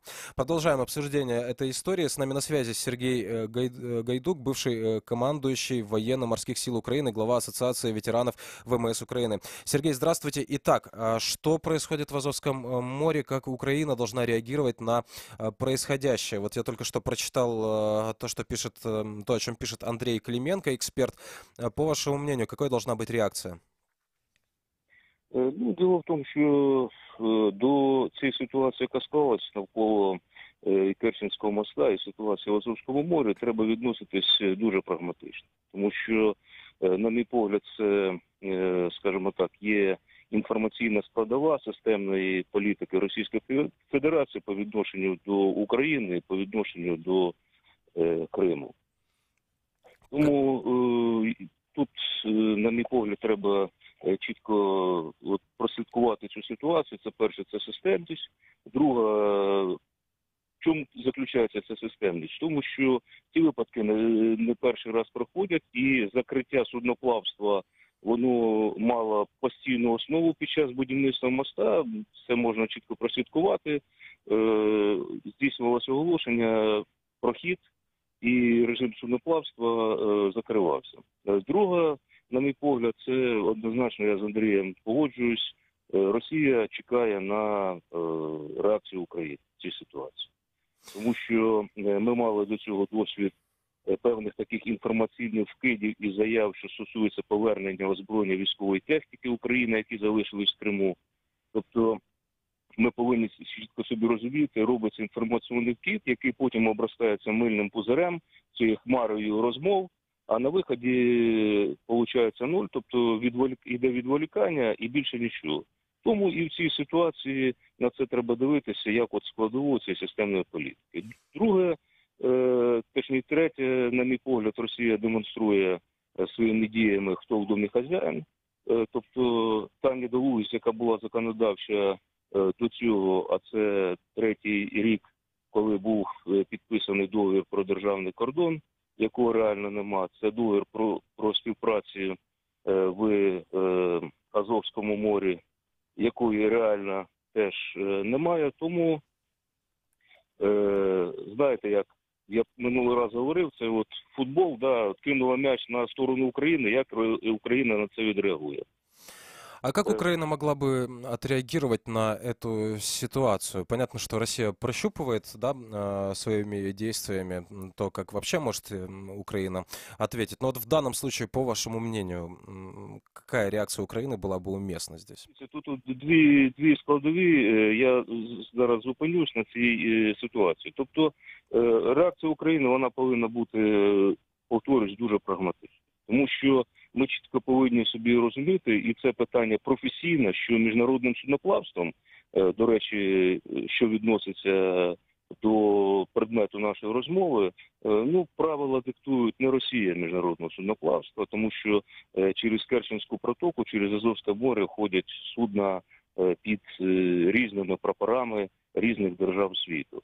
І ці правила диктує і Міжнародна морська організація, і Конвенція ООН з морського права.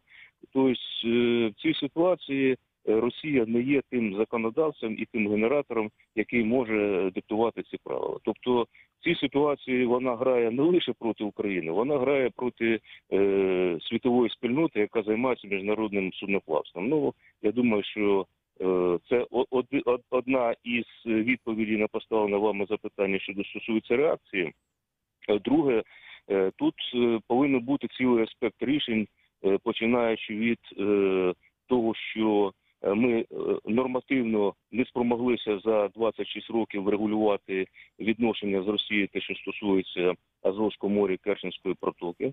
А по-друге, ті дії, які відбуваються, ну, наприклад, на те, на що посилається пан Андрій, щодо закриття району для проведення буцімто артилерійських стрільб. Реальна ситуація зараз така, що з 21 по сьогоднішній день в район ніхто не заходив, стрільби ніякі не проходив, і охорону цього району, який закритий, здійснюють два катери берегової охорони ФСБ Російської Федерації. Тому цей крок може, і Україна має право робити відповідні кроки. Хто заважає Україні через міжнародні інституції закрити ділянку моря і провести там такі ж навчання з стрільбами, іншими заходами, які пов'язані з готовністю сил і проведенням демонстраційних дій щодо готовності, щодо дій у разі виникнення конфликтных ситуаций. Ну, понятно, что международное право на стороне Украины, но, тем не менее, не может ли оказаться так, что здесь Украина снова останется один на один с российской армией, и ситуация может развиваться не в мирном русле дальше? Знаєте, ну, я ж знову повторюю, цю ситуацію можна розглядати в дуже великій площині. І Росія досягає в інформаційній площині дуже великого ефекту. Коли от дивишся на реакцію медійності, да, от, України, то ну, просто, вибачте мене, волосся стає дибом, коли одні вже риють канал між Кримом і континентальної України на швал Панамського каналу і пропонують забезпечити судноплавство. Інші пропонують розв'язати війну, тому що закрили район. Ну що заважає нам це зробити? Тобто в цій ситуації загроза з морського напрямку, вона залишається, і тут повинні бути сплановані чітко дії, відповідь на можливі дії з боку Російської Федерації. В тому числі треба врахувати те, що вона може провокаційні дії на Азовському морі здійснювати і чужими руками. Ми маємо досвід обстрілу катерів морської охорони Маріупольського підрозділу, ми маємо досвід підриву на мінах. Тобто політика Росії, вона може здійснюватися як суто Росією, так і чужими руками. Тому ми повинні спланувати ці дії, починаючи від дальності досягнення зброї, авіація, використання системи радіотехнічного спостереження і підготовка спланованих підрозділів і їх готовність до дій у разі виникнення, або це буде десантна операція, або це буде операції по перехопленню суден, або інші операції, тобто дії повинні бути адекватні. Благодарю вас. Напомню, что беседовали мы с Сергеем Гайдуком, бывшим командующим военно-морских сил Украины, главой Ассоциации ветеранов ВМС Украины. Напомню, что обсуждали мы ситуацию в Азовском море, и есть не только военный аспект безопасности того, что происходит, но есть и экономический. Министерство инфраструктуры Украины посчитало, что убытки Украины от открытия Керченского моста составят 500 миллионов гривен ежегодно. Это убытки от того, что был сокращен тоннаж судов по заходу в два порта на Азовском море, Мариуполь и Бердянск. Из-за Керченского моста в Мариупольский порт не смогут пройти 144 судна. Вот такая информация. Напомню, что связаться с нашей редакцией можно не только во время прямого эфира, но и после. Все контакты вы обнаружите на сайте Крым Реалии. Там же вы найдете свежие новости и аналитические материалы о том, что происходит на Крымском полуострове. Следите за нами в социальных сетях, подписывайтесь на наш канал в Телеграм. Этот эфир для вас провел Сергей Макрушин. Всего доброго.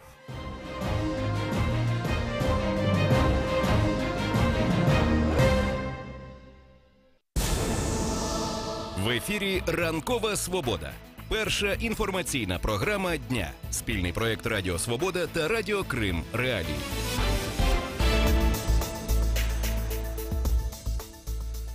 Ще раз вітаю вас, друзі. Перед мікрофоном Олександр Лащенко.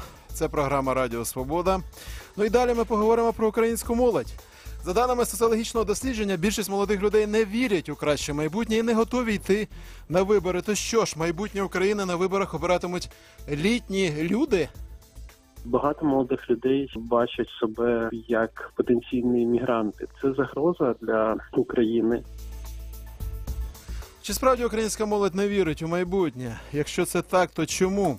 Наскільки молоде покоління байдуже до політики і хто обиратиме те, що буде далі, як житиме Україна далі? Про це поговоримо з учасниками програми. Не лишайтеся байдужими ви, шановні радіослухачі, глядачі в мережі інтернет. Почути нас можна на сайті Радіо Свобода, на SoundCloud, а на території Криму на хвилі 105,9 FM працює Радіо Крим Реалії. В Ютубі програму Радіо Свобода можна побачити на каналі Радіо Свобода онлайн. Кожні півгодини у «Ранковій Свободі» нова тема для обговорення. Ми повідомляємо про факти та наводимо аргументи. Висновки роблять слухачі. Долучайтеся до розмови. Телефонуйте за номером 8 800 10 069 26 для кримчан. 490 2905, код Києва 044 для жителів інших регіонів України. Отже, менше третини українців віком від 18 до 35 років планують взяти участь у наступних виборах. І, як відомо, наступний 19-й рік буде в цьому плані для України визначальний. На 31 березня заплановані президентські вибори, а потім будуть ще й парламентські. Тобто може змінитися вся система влади в Україні. І, як свідчать опитування Міжнародного республіканського інституту, проведене на замовлення Агентства США з міжнародного розвитку, отака кількість українців, тобто менше 30%, серед тих, кому від 18 до 35, готові прийти на дільниці для голосування. При цьому лише кожен п'ятий молодий українець вірить у краще майбутнє держави. Директор євразійських програм Стівен Нікс зазначив, що таке політичне віддалення молоді, особливо напередодні виборів, є тривожним сигналом. За його словами, дуже важливо, щоб уряд і партії в Україні вжили рішучіших кроків, аби здобути довіру.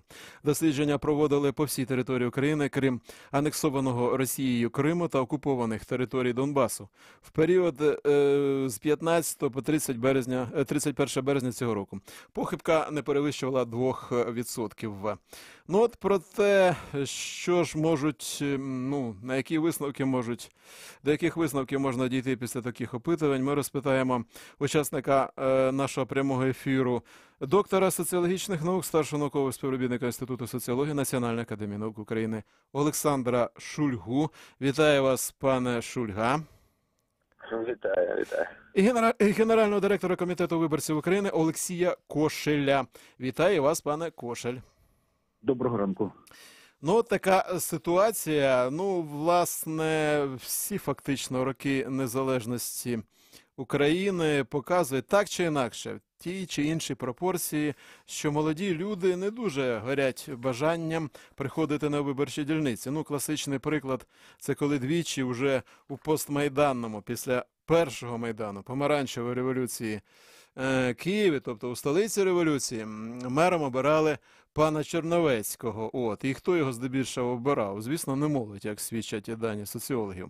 У цьому зв'язку політтехнолог Михайло Дяденко не у зв'язку з перемогами Черновецького, а в тому, чому молодь ігнорує вибори здебільшого. Він, пан Дяденко, констатує, що люди віком від 18 до 35 років мають просто інші пріоритети. І серед цих пріоритетів політики здебільшого немає.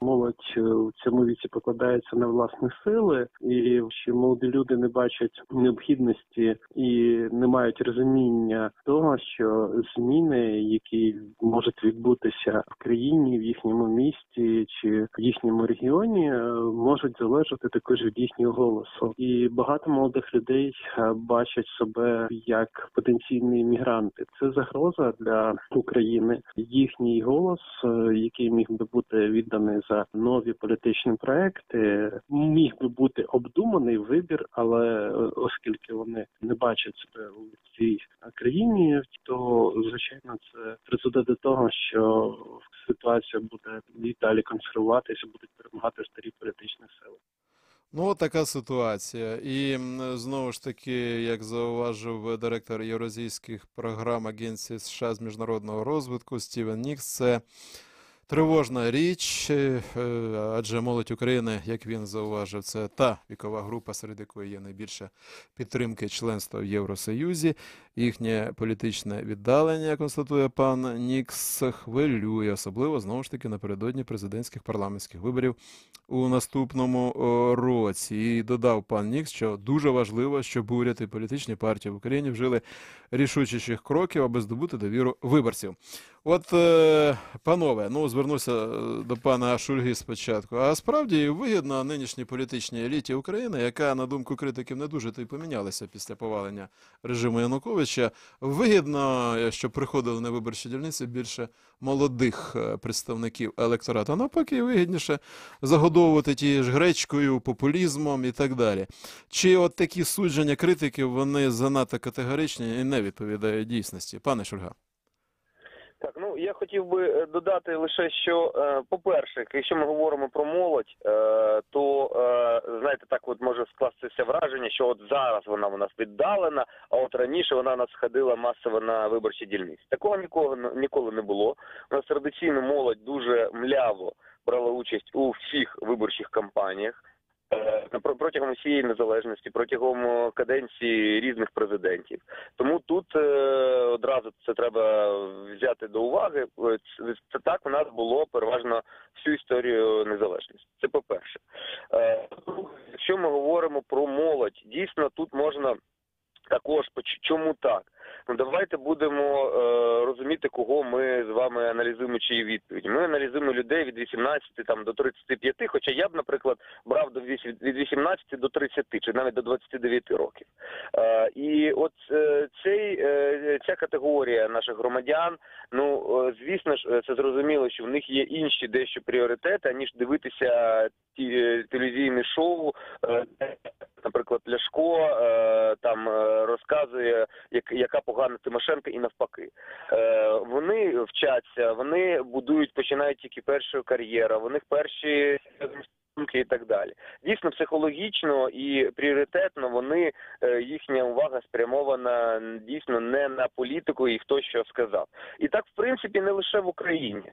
Тому ми не є якоюсь унікальною в цьому плані країною, де тільки у нас не ходять молоді люди на виборчі дільниці і мало беруть участь. Це загально європейська, якщо не світова тенденція. Тому це така дуже важливі дві ремарки. Це завжди так було і це зрозуміло, тому що пріоритети у молоді інші. Що стосується далі,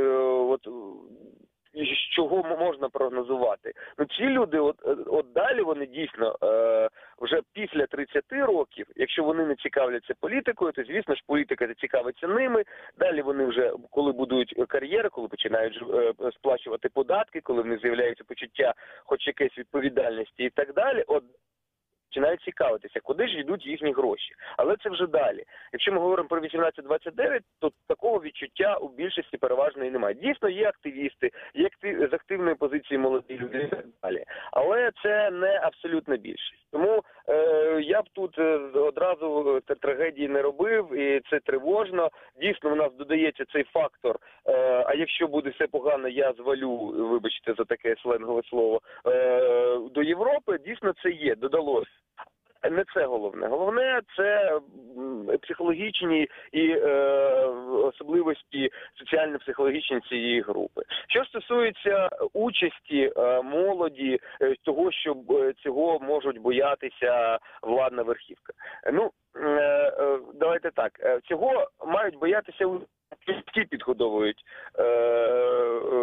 електорат, так би мовити, краще підгодовувати якусь групу, яка точно піде, а на фоні малої явки вона забезпечить тобі перемогу. Тому тут всі в цьому зацікавлена, вся еліта. І не треба її, я б її не розділяв владно чи не владно, тому що це всі старі нові обличчя, які не змінилися. І якщо продовжувати ще тезу про молодь, от якщо порівняти відповіді загальноукраїнські до всього населення і відповіді того, наскільки молодь відповідає, от якраз 18-29, я все ж таки оцей взяв прошарок. Так от, це дані нашого інституту, моніторинг, ми за минуле літо, от якраз рік пройшов, я не думаю, що дуже там змінилося, воно з року в рік повторюється.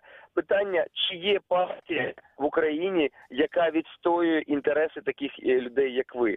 По Україні близько 30% відповідають, що так, дійсно є. Серед молоді таких лише кожен п'ятий. Так само, відповідно, кількість тих, хто відповідає, що немає такої партії, і немає такої партії, за якою я проголосував, на 10% вища ця кількість тих, хто кажуть, що немає такої партії, і я не буду ні за яким голосувати серед молоді. Тому молоді не запропонували також якусь нову ідеологію, тому що ми бачимо цей пасьянс, який постійно він тасується, але карти все ті ж і гравці все ті ж. Тому от тут у нас все ж таки проблема. Угу. Дякую вам, пане Олександре. Звертаюсь до Олексія Кошеля, ще одного учасника нашого прямого ефіру. Пане Олексію, ваша оцінка – це дійсно серйозна проблема? Отаке ставлення молоді, за даними соціологів, до участі в виборах, як виборців, така, значить, апатія певна політична, якщо це так називати. Чи насправді для всіх це країн така ситуація є і не варто перебільшувати труднощі? Це вкрай серйозна і вкрай тривожна проблема, але варто розуміти, що проблема абсентеїзму, тобто свідомої відмови від участі в політичному житті, у виборчих процесах, це є проблема не тільки України, це є проблема також і наших західних сусідів. І коли ми бачимо результати загальнонаціональних виборів у європейських державах, ми дуже рідко можемо там побачити, скажімо, явку понад 50%.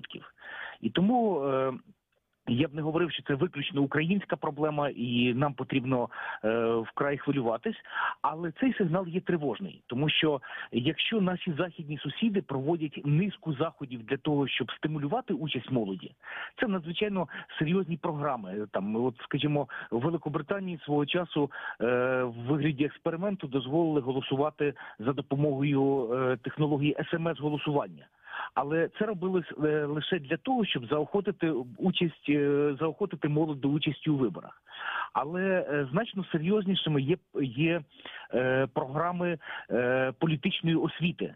І там ледь не з перших класів школи до глибокої старості громадяни ознайомлюються із роботою владних інституцій, з роботою державної машини. І цим таким чином спонукаються і молоді, і старші виборці до участі в процесах політичного життя і до того, щоб робити саме усвідомлений вибір. В Україні є велика проблема, що після кожних виборів експерти говорять, один з висновків загальнонаціональних кампаній, експерти говорять про те, що український виборець старішає.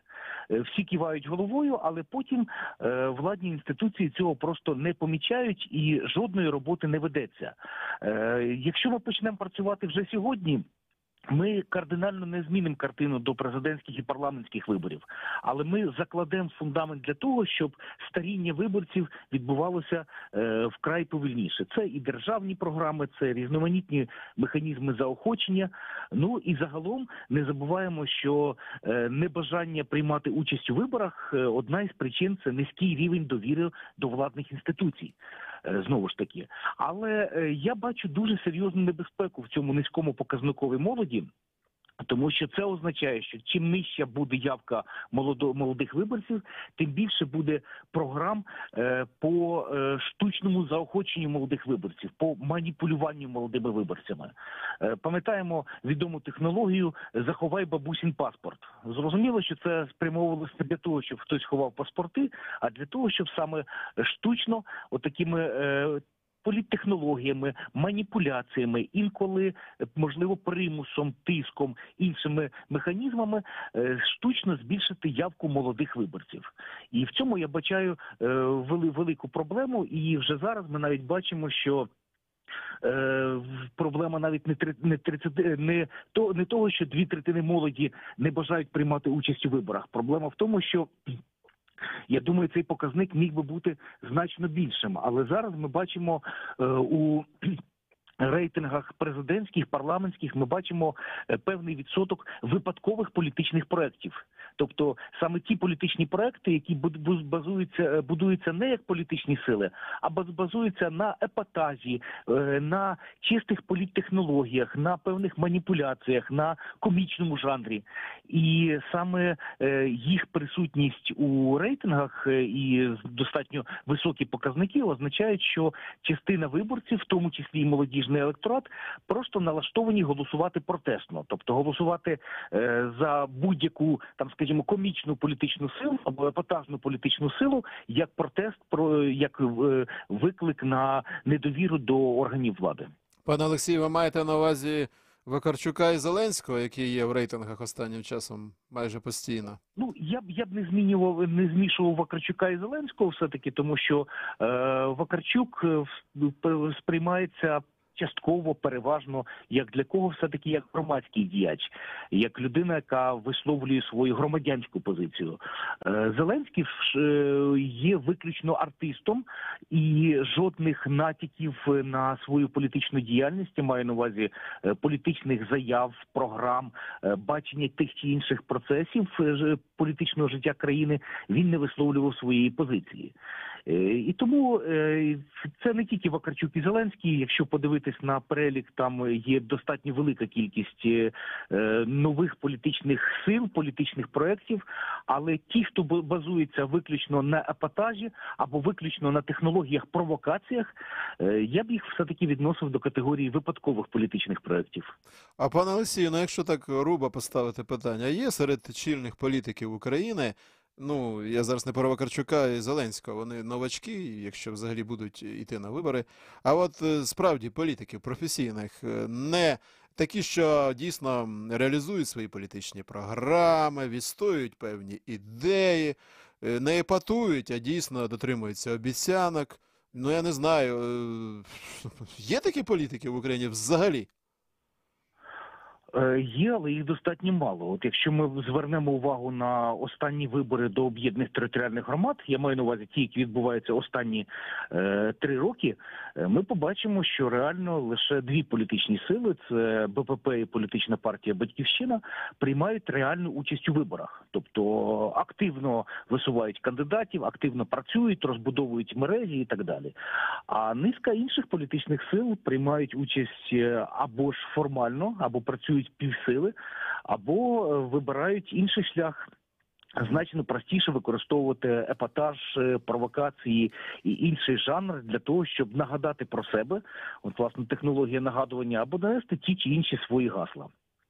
І тому є проблема не тільки в наявності чи відсутності політиків, є проблема в тому, що не будуються реальні політичні партії із потужною мережею, із структурами, які працювали саме як політичні сили, а, скажімо, не як відділи з благоустроїв. Тому що партія не має займатися прибиранням територій, озелененням, висадками алей дерев, чим займаються фактично всі парламентські партії. Партія має контролювати місцеву владу, пропонувати альтернативу, приходити до місцевої влади, боротися за неї. І тому нам не вистачає реальних політичних партій із реальними структурами, а вірніше їх є лише дуже невелика кількість, і ті перебувають в процесі партійного будівництва, в процесі розбудови.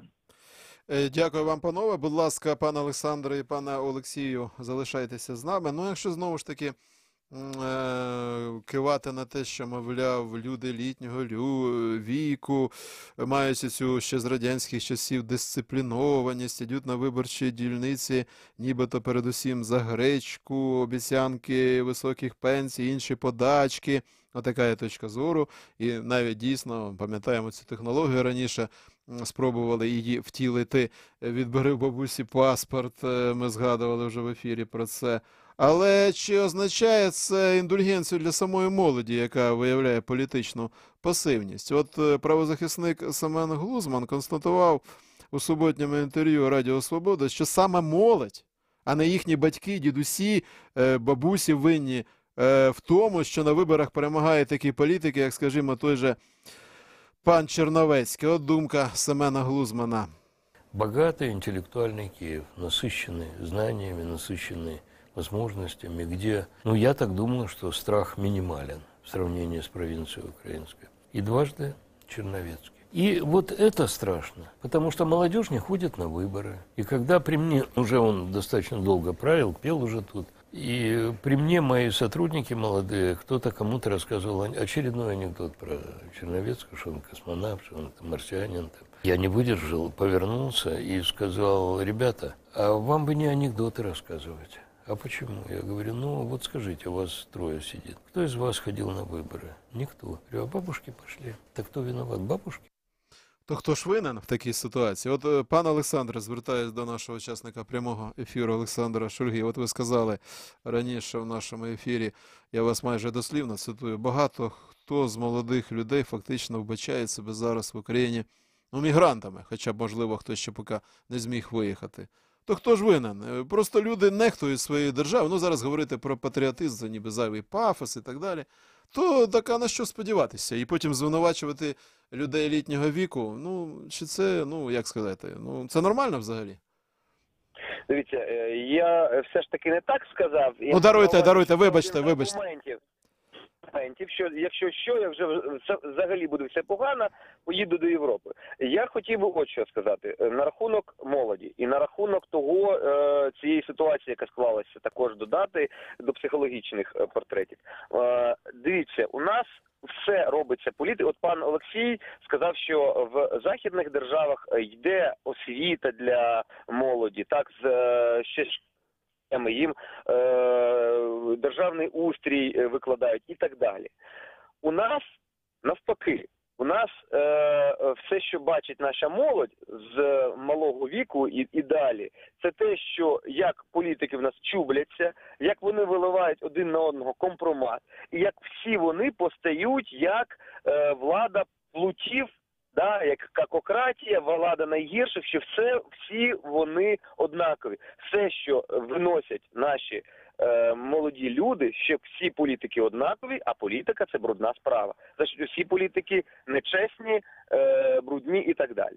Тому от тут ще питання, що вони молодь це сприймає як брудну справу, яку я не хочу втручатися. В мене є інші пріоритети, якими я буду займатися. І краще піду з друзями погодити. Пане Олександре, даруйте, отут я хочу вас уточнити, будь ласка. Ну, це давня дискусія, якщо говорити, наприклад, не про політику, а сучасні телевізійні шоу. Я зараз жодної назви не назву, щоб не робити реклами чи антиреклами, але певні, не політичні навіть телевізійні шоу, певного гатунку. Вони викликають певну реакцію і певну оцінку і дотепності, і тонкощів, і так далі, і так далі.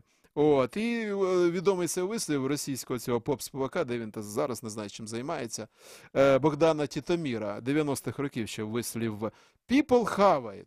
От, і деякі телевізійні менеджери, і в тій же Росії, і в Україні кажуть, та ми б робили високоінтелектуальне телебачення, але ж глядач хоче бачити це. То може і щодо політики так само, йому треба такі от, ну знову ж таки, прізвище не називаю, от такі от дотепники з трибуни, які займаються тим же епатажем, про який казав пан Кошель, провокаціями, а розумні, аргументовані політики, які розкладаються по поличках, розказують про свою програму, вони не потрібні, в тому числі молодому виборцю, і первинне, можливо, від народу йде, від електорату. Оце. Чи так ви не згодні з цим, так казати? Дивіться, якраз до цього ж йшов, але не щодо стосується молоді. Якраз молодь в нас дуже мало дивиться телевізор і дуже мало дивиться, вона більше все ж таки активний пошук інформації використовує, чи так квазі-активний, коли є контекстна реклама в інтернеті. А от якраз телебачення, оце шоу, воно якраз більш на людей старшого віку. Оці серіали, до яких нас привчили ще з 90-х років спочатку, так? Всякі Рабині Ізаури і так далі. Вони оце серіальне свідомість, вони і склали. І, власне, для старшого віку це політичні баталії і так далі, це як серіал. Юля проти Петі, потім вони з ним помирилися, знову розсорилися і так далі, і так далі. Воно йде безкінечно. І оця залученість до цього, це залученість і також у соціальне життя політичне, це відчуття цього, що ось я взяв участь, я допоміг Юлі, чи Петі, чи ще комусь, чи Анатолію і так далі. Все ж таки, ми розуміємо, якщо ми говоримо про старший вік, вони вже не такі соціально активні, як старше покоління, як середнє покоління. Добре, перепрошую, пане Олександре, у нас час вичерпується. Добре, молодь, яка сидить у соцмережах, в тому ж Фейсбуку. І якщо подивитися у політично, зацікавлених молодих користувачів мережі, як вони іноді коментують, я зараз не кажу за чи проти, не про це, з якою лексикою, я не можу в ефірі, як це інтернет, далі додається ще одне слово, то іноді дивишся, що це ще гірше, брутальніше, ніж по телевізору політичне шоу, яке дивиться старше покоління, ні? Те, що інтернет дає анонімність, таку ще вже квазі-анонімність, вже вона не повна анонімність, і те, що вони можуть висловлюватися так, як не могли висловлюватися у реальному житті, віч-навіч. Це давно зрозумілий факт. Але я хочу звернути ще раз увагу, що молодь, це серіальне мислення, так, що це шоу, що це політика, це серіал, вона більш притаманна старшому поколінню. Все ж. Молодь поки до цього не залучена. Вона дійсно, тут хочу погодитися, дійсно вона більше залучена на протест проти того, що відбувається. До речі, я не дарма на початку нашої розмови і сказав, що серед молоді набагато вищий відсоток тих, хто не бачить жодної політичної сили, яка б відстоювала їхні інтереси і за яку б вони були готові проголосувати. І загалом ця тенденція, вона не тільки по молоді. Давайте, якщо говорити про все суспільство, 50%, близько 50% так чи інакше надали відповідь, за кого вони будуть голосувати на президентських і парламентських виборах. 50%. Це дуже багато. От ця цифра дійсно величезна. Як правило, у нас надходило до 40% у колишні зараз 50%. Це величезна робота, яку ще залишилася політтехнологам. І от якраз ці епатажні проекти, вони можуть щось і отримати, ну, якщо не на президентських, скоріше за все не на президентських, але на парламентських виборах так точно. Дякую вам дуже, пане Олександре. Дякую за участь в нашому ефірі старшому науковому співробітнику Інституту соціології Національної академії наук України Олександрові Шульзі. От завершуємо нашу розмову з другим учасником прямого ефіру, гендиректором Комітету виборців України Олексієм Кошелем. Пане Олексію, ви сказали, український виборець старіше, тенденція ця не змінюється, наскільки можна зрозуміти. То що чекає на Україну? Молодь виїжджатиме, молодь ігноруватиме виборчі дільниці і будуть і надалі все більшу силу отримувати ці ставленики олігархату, які будуть приваблювати не молодого виборця обіцянками високих пенсій, низьких цін, соціальної допомоги, безкоштовного лікування. Такий прогноз для України на найближчу, 5-10 років? Чи так все-таки скептично казати? У будь-якому разі ні. І все-таки наголошую, що проблема старіння виборця, проблема абсентеїзму, тобто свідомої відмови від участі в політичному житті, в політичних виборчих процесах, це проблема не лише України, це загалом проблема загальносвітова. Але в Україні мене тривожить інший факт, коли ми аналізуємо результати виборів до об'єднаних територіальних громад. Пригадуємо, що 3-4 політичні сили завжди заявляють про те, що вони перемагають на виборах, на місцевих виборах. Але якщо подивитись на реального переможця, перемагають старі обличчя. Від 50 від половини до 2/3 переможців в виборах об'єднаних громад – це старі обличчя, тобто колишні міські, сільські, селищні голови. Тобто не відбувається зміни ротації місцевих еліт. І це вкрай поганий показник, тому що це означає, що молодий виборець, який мав би приймати активну участь, боротись за місцеву владу, приходити, показувати результат, він проявляє байдужість. І в цьому я бачу не менш тривожний момент, аніж у цифрі 30%. І тому зараз дуже важливо переламати швидше таку психологічну складову. Тобто перейти від формату «все погано, в мене нічого не вийде, я себе не зможу реалізувати у нашій країні», перейти в інший формат, що є реальний соціальний ліфт.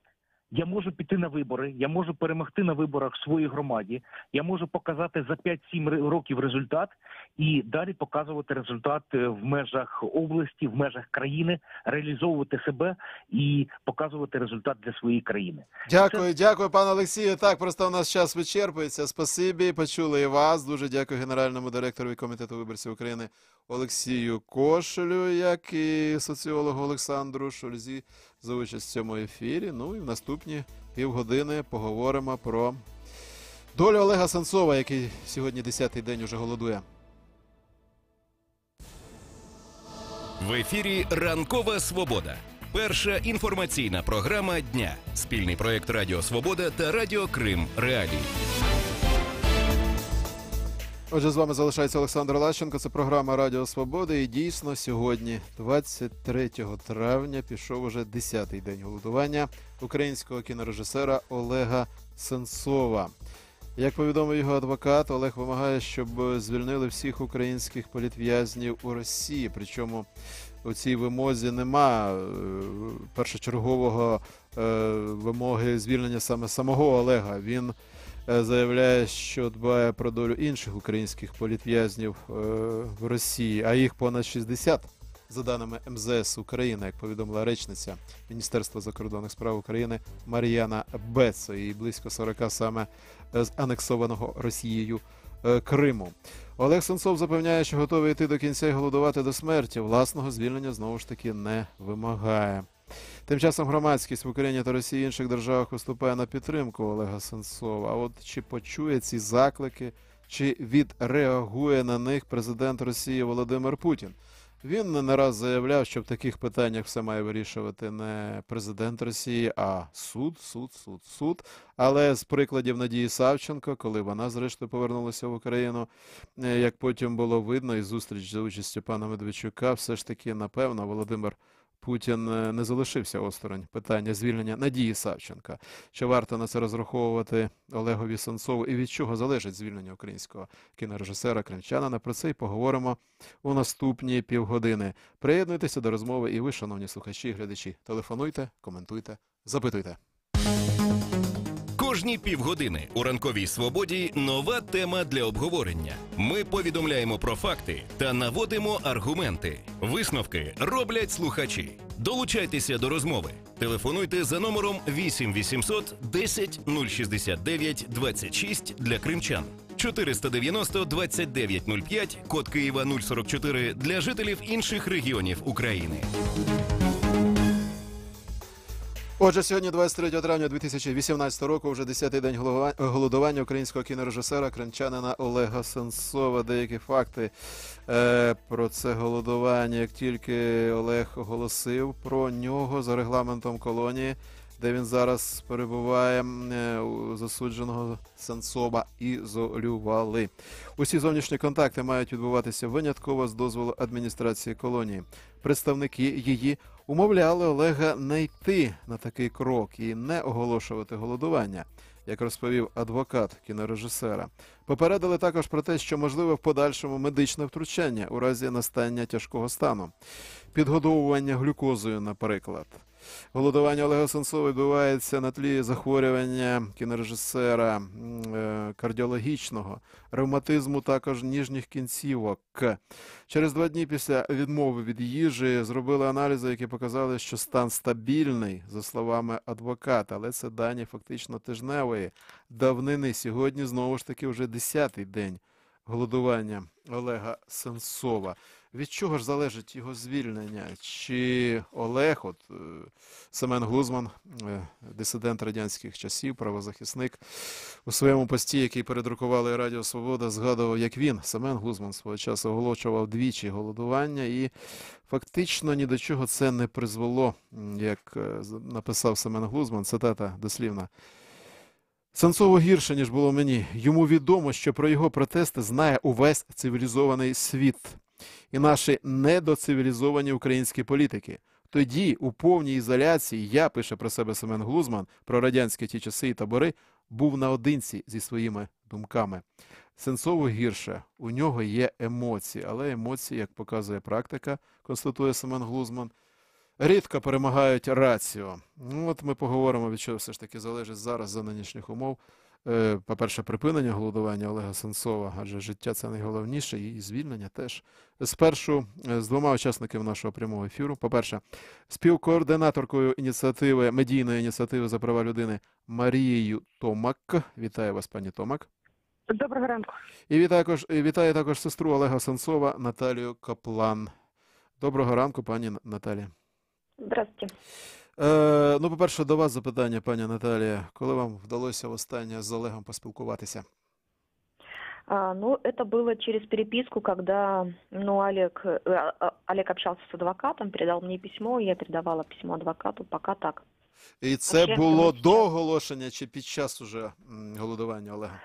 Вот как раз это, то есть я передавала, когда туда ехал адвокат, никто про голодовку еще не знал, Олег мне написал уже после голодовки, но он ни слова про голодовку не написал. Угу. Що відомо, якщо є дійсно достовірні дані про нинішній його стан у колонії цій? Ну, вчера у Олега был тюремный врач, состояние стабильное, это пока все. Чи є спроби адміністрації примусово годувати Олега Сенцова? Ну, пока об этом речь не идет. Угу. Ну, вообще, там, принудительное кормление, оно уже почти не используется, по крайней мере, в плане трубки. Если и будут кормить, то это, медикаментозно. Угу. Він окремо зараз, в окремій камері сидить, чи як? Відомо це? Да, он сидит в отдельной камере, так как и положено людям, которые объявили голодовку. сидит. Чем он там занимается, пока неизвестно. На следующей неделе к нему поедет снова адвокат, и я думаю, что будет больше информации. Раніше Олег, коли ви мали змогу з ним спілкуватися, він писав вам про те, що почне голодування? Нет, это было абсолютно неожиданно. Более того, Олег говорил, что голодовка – это не выход. И прибегать к таким методам как-то не очень хорошо. Чи могли б сказати зараз, на ваш погляд, чому Олег все ж таки вдався до такого кроку голодування? Потому что, видимо, больше ни на что не надеется. Только так он надеется привлечь внимание к украинским политзаключенным. Потому что их становится все больше и больше, выпускают, грубо говоря, в час по чайной ложке, хватает еще больше. И все это печальный и замкнутый круг, и пока не видно никаких движений в лучшую сторону. При цьому Олег, наскільки відомо, він в першу чергу, не в першу чергу, а взагалі про інших політв'язнів українських дбає, а не про себе. Да, он так и сказал, что хорошо, я умру, но это поможет привлечь внимание к другим политзаключенным. Ему всегда было не все равно. Даже не на политических, а на простых заключенных часто просил для них что-то сделать. Пані Наталія, ви, звісно, не політик, але все-таки в темі цієї переслідування українських політв'язнів Росією такий крок допоможе? Чи, як відомо, Путін уже ніколи не відступає? Він все робить, ніколи не йде, навіть в тих випадках, коли вже очевидно, що треба зробити якісь кроки. Аналогія не зовсім правильна. От в Кемерово, коли згоріли діти і десятки дітей, того ж Тулєєва все-таки Путін зняв з керівника цього регіону, але потім Тулєєв облраду чи що там очолив. Це один з прикладів, звісно, не можу порівнювати з голодуванням людини, але таких мільйони прикладів. То як же Путін відступить? Якщо так ставити питання. Я не могу сказать, я боюсь очень делать прогнозы, потому что, пока я не вижу никакого просвета. Вообще ноль. Хотя идет 10-й день голодовки. Наталя, якби ви мали змогу звернутися до Олега, що ви йому сказали, якщо не таємниця? Если я не могу тебя отговорить от этой голодовки, я знаю, что тебя не отговорить, тогда держись до последнего. Я надеюсь очень, что ты продержишься. Що ж, бажаємо здоров'я Олегові. Дуже вам дякую, пані Наталі, за участь в нашому ефірі. Спасибі. Будемо сподіватися, що все завершиться зрештою. Все одно будуть наслідки для здоров'я, на жаль, але більш-менш успішно. І Олег, зрештою, пізно чи рано матиме змогу зустрітися із вами, з усіма українцями, і повернутися на Батьківщину. Спасибі велике, спасибі за участь в нашому прямому ефірі сестрі Олега Сенцова Наталії Каплан. І я звертаюся до ще одного учасника нашої розмови, співкоординатора медійної ініціативи за права людини, правозахисниці Марії Томак. Пані Марія, всі ці події, оголошення голодування, 10-й день сьогодні, знову ж таки, з боку Олега Сенцова, відбувається на тлі затримання Кирила Вишинського, керівника РІА Новості України, людина, яка, як виявилося, за даними українських спецслужб, має не лише українське, а й російське громадянство. На ваш погляд, чимало припущень з'явилося зразу, що, можливо, можуть обміняти пана Вишинського на Олега Сенцова. Хоча речник Путіна Дмитро Пєсков заявив, що у Кремлі таку пропозицію не отримували і не обговорювали. Все ж таки такий обмін. Пані Марія, можливий, як ви вважаєте? Ви знаєте, це питання було озвучено, власне кажучи, на прес-конференції позавчора, в якій брала участь речниця МВС Мар'яна Беца. Вона, звісно, однозначної відповіді не дала, тому що такі речі вирішуються на рівні, як я розумію, хоча ми не знаємо цього до кінця, адміністрації президента і особисто Петра Порошенка. Тут, звісно, суто з формальної точки зору, якщо ми подивимося історію попередніх обмінів, які саме стосувалися тих громадян України, які перебувають на території Російської Федерації, то там, як правило, взагалі, як правило, обміни відбуваються, власне, передають, скажімо так, Російській Федерації тих людей, які вже отримали вирок. З цієї точки зору, звичайно, у справі Вишинського все тільки починається. Зараз триватиме досудове розслідування, потім судовий розгляд. І, звісно, що формально вплинути, прискорити цей процес ні президент, ні будь-хто з нас ніяким чином не може. Це формально. Але з іншого боку, ми знаємо приклади, коли відбуваються обміни з так званими ЛНР-ДНР, коли людей під тими чи іншими приводами звільняють з-під варти ще на етапі досудового розслідування, призначаючи інший запобіжний запобіжний захід, наприклад, особисто зобов'язання, і потім відбувається, власне, передача. Тому, зважаючи на ситуацію, зважаючи на таку практику, а також зважаючи на ситуацію зі станом Олега Сенцова, який, безумовно, буде з кожним днем погіршуватися і становитиме ще більшу загрозу його життю, я думаю, що цей варіант є однозначно прийнятним. Інша справа, що, звісно, я не знаю, чи справді українська сторона якось зробила якісь пропозиції Росії, але в принципі, я так розумію, що Кремль готовий такі пропозиції розглядати. Тому мені здається, що будь-які зараз пропозиції від української сторони можуть звучати. Тим більше, що буде неодноразова заява і від Ірини Геращенко, від інших посадовців, що Україна готова передати громадян Росії, які затримані в рамках конфлікту, російській стороні в обмін на передачу громадян України, яких вона вважає незаконними, які незаконно утримуються. Серед них, безумовно, Олег. Пані Марія, дійсно ці аналогії зі звільненням, зрештою, не зразу, але звільненням Надії Савченко, що б Надія не робила тут уже в Україні, в чому б її не звинувачили, це окрема тема, зараз про неї мова не йде. Але, в принципі, такий сценарій може бути втілений щодо Олега Сенцова. Акції, флешмоби, заклики, все активніший тиск на Росію. Чи навпаки, особа Надії, вона дискредитувала саму цю ідею і з Сенцовим це не може спрацювати в принципі? Ви знаєте, насправді ніхто нічого кращого поки що не вигадав, тому що, на мій погляд, вчора була акція недаремно біля адміністрації президента, саме активістів і кіноспільноти, скажімо так. Потрібні акції, потрібні флешмоби, потрібні різні вияви солідарності. Я знаю, бачила в Фейсбуці, що 26, якщо не помиляюсь, травня в Нью-Йорку на Таймс-сквер планується акція, і це теж важливо.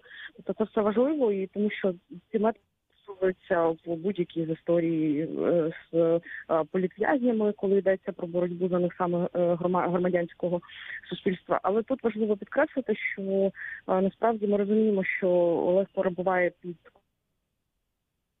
Пані Марія? Я погоджуюся з тими, хто стверджує, що, звісно, відповідальність за його стан несе особисто Володимир Путін.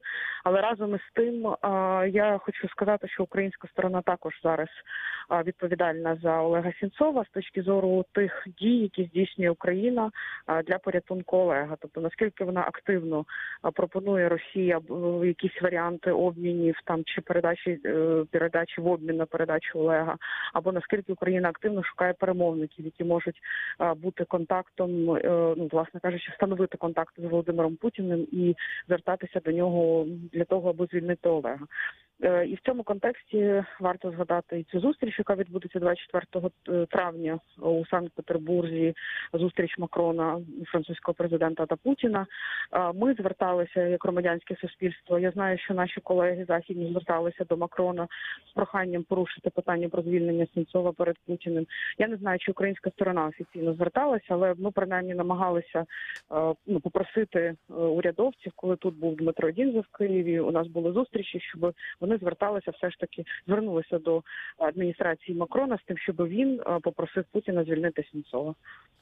Пані Марія, знову ж таки, залишаючи за дужками політичну оцінку дій цього українського політика, в українському політичному просторі він перебуває, Віктора Медведчука, якими б не були його міркування, але він відіграв свою позитивну роль, тому що наприкінці, наприклад, минулого року відбувся масштабний обмін полоненими на Донбасі. Пам'ятаємо, перед цим була зустріч пана Медведчука з патріархом Кирилом, паном Гундяєвим Путіним в одному з храмів Росії. І пан Путін подзвонив лідерам усіх угруповань так званих ДНР Захарченко, так званий ЛНР, тоді ним був цим так званим лідером Плотницькому, і відбувся цей обмін. Знову ж таки, в справі Савченка теж Медведчук, наскільки можна судити, відіграв свою роль. А щодо Олега Сенцова, він може відіграти, пан Медведчук, свою роль? І якщо так, чому досі цього не відбувається, на ваш погляд? Чому він досі не відіграв цю роль, мені невідомо. Це, мабуть, у нього треба запитати. І також треба запитати в президента України, який дуже хвалив Медведчука як дуже ефективного перемовника. Але він, наскільки мені відомо, брався і за справу Карпюка і Клиха. Заявляв навіть публічно, що він звертається до Путіна з тим, щоб їх було там звільнено або відбувся якийсь обмін. І по іншим справам, але цього всього не відбувається.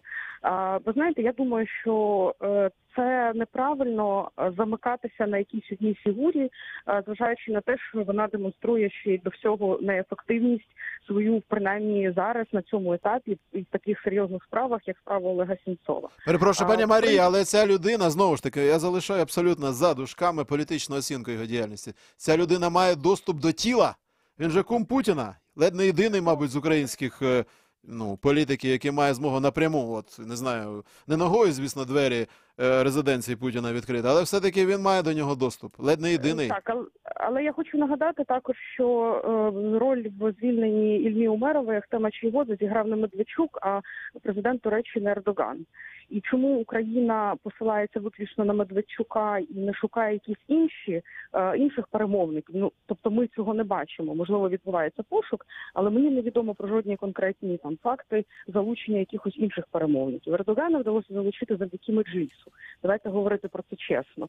І потім уже це підхопив президент. І це добре, звісно. Але просто мені здається, що зараз лицемірно і неправильно з боку України посилатися на виключну роль Медведчука, віддаючи йому на відкуп цю тему і спостерігаючи за тим, як нічого не відбувається. Якщо він може вести перемовини, то хай їх зараз веде і витягає Сенцова.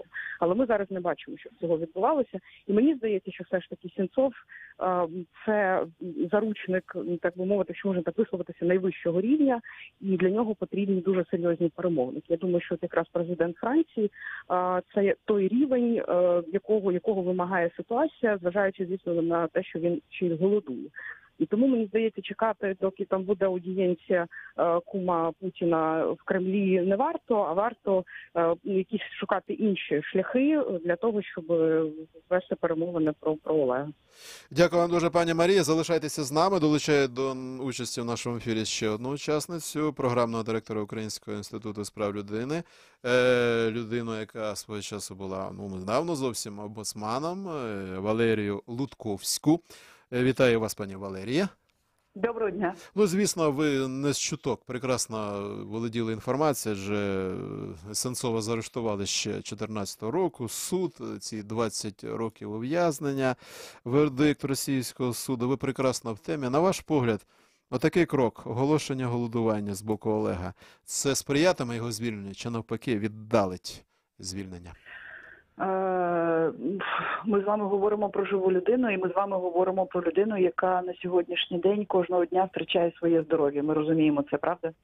Але цей крок, який зробив Олег, зрозуміло, є дуже відповідальним, думаю, що дуже продуманим. І мені здається, цей крок може сприяти принаймні перелому в цій ситуації. З одного боку, я дуже сильно за нього переживаю, тому що, чесно, болить серце, я розумію, наскільки важко прийняти такий крок людині, але з іншої сторони, цей крок, мені здається, може призвести до певних зрушень, тому що, зрозуміло, перед чемпіонатом світу з футболу, перед певними подіями Російська Федерація буде робити все для того, щоб або приховати цей скандал, або, відповідно, вмовити Олега Сенцова змінити свою позицію, або якось зробити щось для того, щоб Олег Сенцов припинив своє голодування. Можливо, це не буде питання лише його звільнення, це буде звільнення якихось інших людей, але, принаймні, таким чином Олег зможе домогтись звільнення тих українців, які абсолютно незаконно знаходяться під вартою на території Російської Федерації.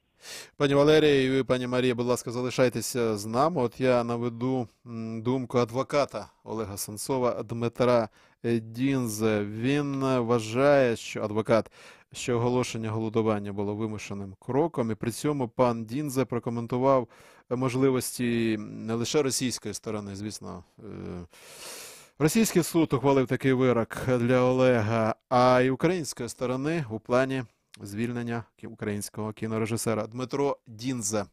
Как я понимаю, Олег уже отчаялся чего-либо ждать от украинской стороны, от российской стороны. Соответственно, он категорично для себя решил, что если внешняя ситуация не может повлиять на его освобождение, то, соответственно, он постарается своим определенным таким демаршем повлиять на ситуацию, в принципе, на политическую ситуацию между Украиной и Россией. По обмену, либо освобождению политзаключенных, как с одной стороны, так и с другой стороны. На все время нахождения на голодовке Олег, он наблюдается, насколько я понял, медицинским персоналом колонии, Он сказал, что он будет голодать до конца, соответственно, до фатального конца. Либо выполнит его требования, либо, соответственно, он умрет в тюрьме, и будут, и начнутся происходить какие-то перемены. От я звертаюсь до Марії Томак, правозахисниці. Пані Марії, ви фактично говорили про це вже в нашому ефірі, що, звісно, на ваш погляд, головну відповідальність щодо подальшої долі Олега Сенцова, фактично щодо його життя, якщо ж називати речі своїми іменами, несе президент Росії Володимир Путін, але ви говорили про, якщо не відповідальність, то роль української сторони, так, наскільки я вас зрозумів. Чи можна так трактувати ваші слова, пані Марія, що зараз українська влада далеко не все робить і зробила для звільнення Олега Сенцова? Під час згаданих мною зустрічей, які ми організовували, власне, під приїзд Дмитрія Дінзе до Києва, нас, звісно, переконували, що Україна робить все можливе. Але, ви знаєте, тут складно стверджувати, тому що насправді, по-перше, немає уповноваженої особи, яка, скажімо так, відповідала б саме за тих громадян України, які незаконно утримуються в Криму та на Донбасі, з точки зору перемовин або якихось пошуків шляхів для їх звільнення.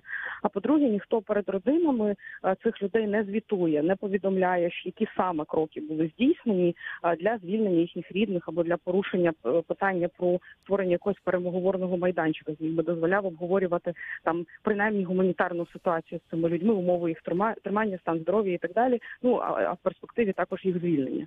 Тобто тут стверджувати складно, але знову ж таки, мені здається, що дуже знаковим був приклад саме звільнення, я знову до нього повертаюся, Ільмі Умерова і Ахтема Чийгоза. А коли є задача звільнити людей, коли є люди справді в цьому зацікавлені, впливові люди, то це відбувається. То знаходяться і перемовники, знаходяться і хтось, в кому зацікавлена російська сторона, кого повернути вона хоче. Тобто всі обставини складаються таким чином, що людей витягають. Я впевнена, що, я маю надію, що так буде і з Олегом, тому що його, скажімо так, якісь найгірші сценарії в його випадку є загрозою, мені здається, і частково, звісно, для Путіна. Я не думаю, що він хоче, щоб перед чемпіонатом світу в Росії у нього помер, вибачте, що я навіть озвучую це, але щоб у нього у в'язниці помер такий high-profile політв'язень, який на захист якого виступає весь світ. І так само це є ризик, на мій погляд, для президента України, який все ж таки опосередковано, але також відповідальний за цю ситуацію, взагалі за громадян України, які утримуються Російською Федерацією з точки зору достатності вжиття заходів на їх захист. Звісно, це є ризиком для нього. А зараз, оскільки у нас на порядку денному, як за моїм враженням, принаймні в політикумі, це вибори майбутні, це, звісно, дуже я навіть з огляду на це дуже сподіваюся, що найгірші сценарії просто не допустять. Дуже дякую, пані Марія, за участь в нашому ефірі. Я кажу спасибі співкоординаторці медійної ініціативи за права людини, правозахисниці Марії Томак, за участь в нашому ефірі. От продовжимо спілкування з Валерією Лутковською. Пані Валерія, який може бути шлях успішний в плані все ж таки повернення Олега Сенцова додому? Можливо, той же сценарій, от Марія Томак його неодноразово у нас згадувала, коли все ж таки звільнили заступників голови Меджлісу кримського татарського народу Ільмі Умерова, Ахтема Чийгоза за активної участі третьої сторони президента Туреччини Реджепа Ердогана у справі Сенцова. Хто може відіграти цю роль? Можливо, президент Франції Еммануель Макрон. Чи, можливо, перед чемпіонатом світу з футболу, а вже залишилося буквально скільки? Там пару тижнів. Це дуже визначальна подія, не лише спортивна для Росії. Путін може піти і без сприяння третьої сторони на звільнення Сенцова, щоб уникнути летального наслідку. Чи можливо обміна того ж Вишинського? Як ви вважаєте, що може тут посприяти? Знаєте, посприяти може будь-що. Давайте говорити відверто.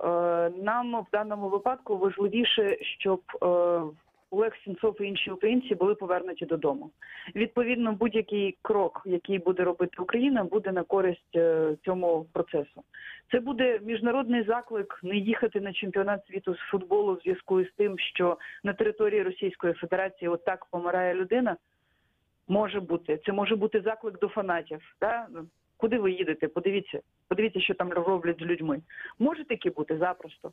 Може це бути певним тиском на Російську Федерацію? Може бути. Це може бути будь-яка розмова президента України з будь-яким президентом держави, який спілкується з Володимиром Путіним, і відповідно переконання його зробити щось для того, щоб допомогти звільнити Олега Сенцова і інших українців. Тому що, ну давайте говорити відверто, російська розвідка достатньо поширена на території інших держав, як ми вже бачили, і відповідно певних шпіонів, розвідників, їх затримують, вони знаходяться під вартою в інших державах. Можна просити представників цих держав, щоб вони говорили про свою готовність обміняти когось для того, щоб використати відповідно шлях, який був використаний для звільнення Ільмі Умерова і Ахтема Чийгоза. Можна говорити про посилення міжнародного тиску в нормандському форматі на інших міжнародних площадках, для того, щоб максимально пришвидшити цей процес повернення українців додому. Можна говорити про справу пана Вишинського і, відповідно, про якусь кампанію, яка зараз буде розпочата. Ну, наприклад, от я б зараз, наприклад, розпочала кампанію, я можу це порадити своїй наступниці, звернення до російського омбудсмена з проханням, щоб вона відвідала пана Вишинського і, відповідно, щоб український омбудсмен мала можливість відвідати Олега Сенцова зараз в місці, де він утримується, для того, щоб принаймні підтримати людину, яка пішла на такий важкий крок. Ну, тобто, шляхів може бути декілька, вони можуть бути креативними, вони можуть бути стандартними, але в даному випадку Україна має робити кроки. І як ви вважаєте, чи все вдається, чи все робить, ви вже почали фактично відповідати на це моє запитання, зараз Україна для максимально швидкого звільнення Олега Сенцова, чи важелі фактично обмаль? Наскільки відомо, за ці роки, я так розумію, навіть українського консула до Олега Сенцова жодного разу не допустили. Так, це величезна проблема, тому що, власне, тут мова йде про так зване автоматичне прийняття в громадянство Російської Федерації, яке зараз, власне, стає перешкодою для того, щоб консул його відвідав. Відповідно, можна робити дзеркальні кроки, можна робити кроки якісь креативні. Ми зараз знаємо, є громадяни Російської Федерації і громадяни України одночасно ув'язнені на території України. Тут можна думати якісь там креативні кроки, спробувати видумати. Просто інше питання, що мені зараз важко говорити, я не знаю, так само, як і Марія Томак, ми не володіємо всією інформацією, що робиться на міжнародному фронті, на міждержавному фронті, чи ведуться якісь перемовини, чи вже були якісь розмови президента України з президентами інших держав. Те, що може зробити правозахисне середовище, власне, правозахисне середовище робить максимум. Зараз, я думаю, що ми сьогодні з Марією подумаємо про те, чи дійсно може звернутися до фанатів, футбольних фанатів, які спілкуються один з одним, про те, щоб принаймні з'явився якийсь рух в Фейсбуці про те, що я не їду на чемпіонат світу до Російської Федерації в зв'язку з тим, що голодує Олег Сенцов, тому що під загрозою його життя. Не знаю, подумаємо ще над цим. Спробуємо. Ну що ж, спробуємо і будемо сподіватися, що ваші спроби увінчаються успіхом. І знову ж таки Олег Сенцов з мінімальною все-таки, якщо це можливо говорити так, шкодою для свого здоров'я, буде в Україні, повернеться. Дуже вам дякую, пані Валерія, за участь в нашому ефірі. Я дякую Валерії Лутковській, Марії Томак, Наталії Каплан. І зауважу, хто ще досі не знає, що Олега Сенцова російський суд засудив до 20 років позбавлення волі, тлумачення офіційне за тероризм. Як з'ясувала Радіо Свобода, він перебуває в окремій палаті медсанчастини виправної колонії 8 у місті Лабитнангі Ямало-Ненецького автономного округу. І там нібито цілодобовий нагляд лікарів. Хоча точно цю інформацію підтвердити на сьогодні, на зараз неможливо. Залишайтеся з нами.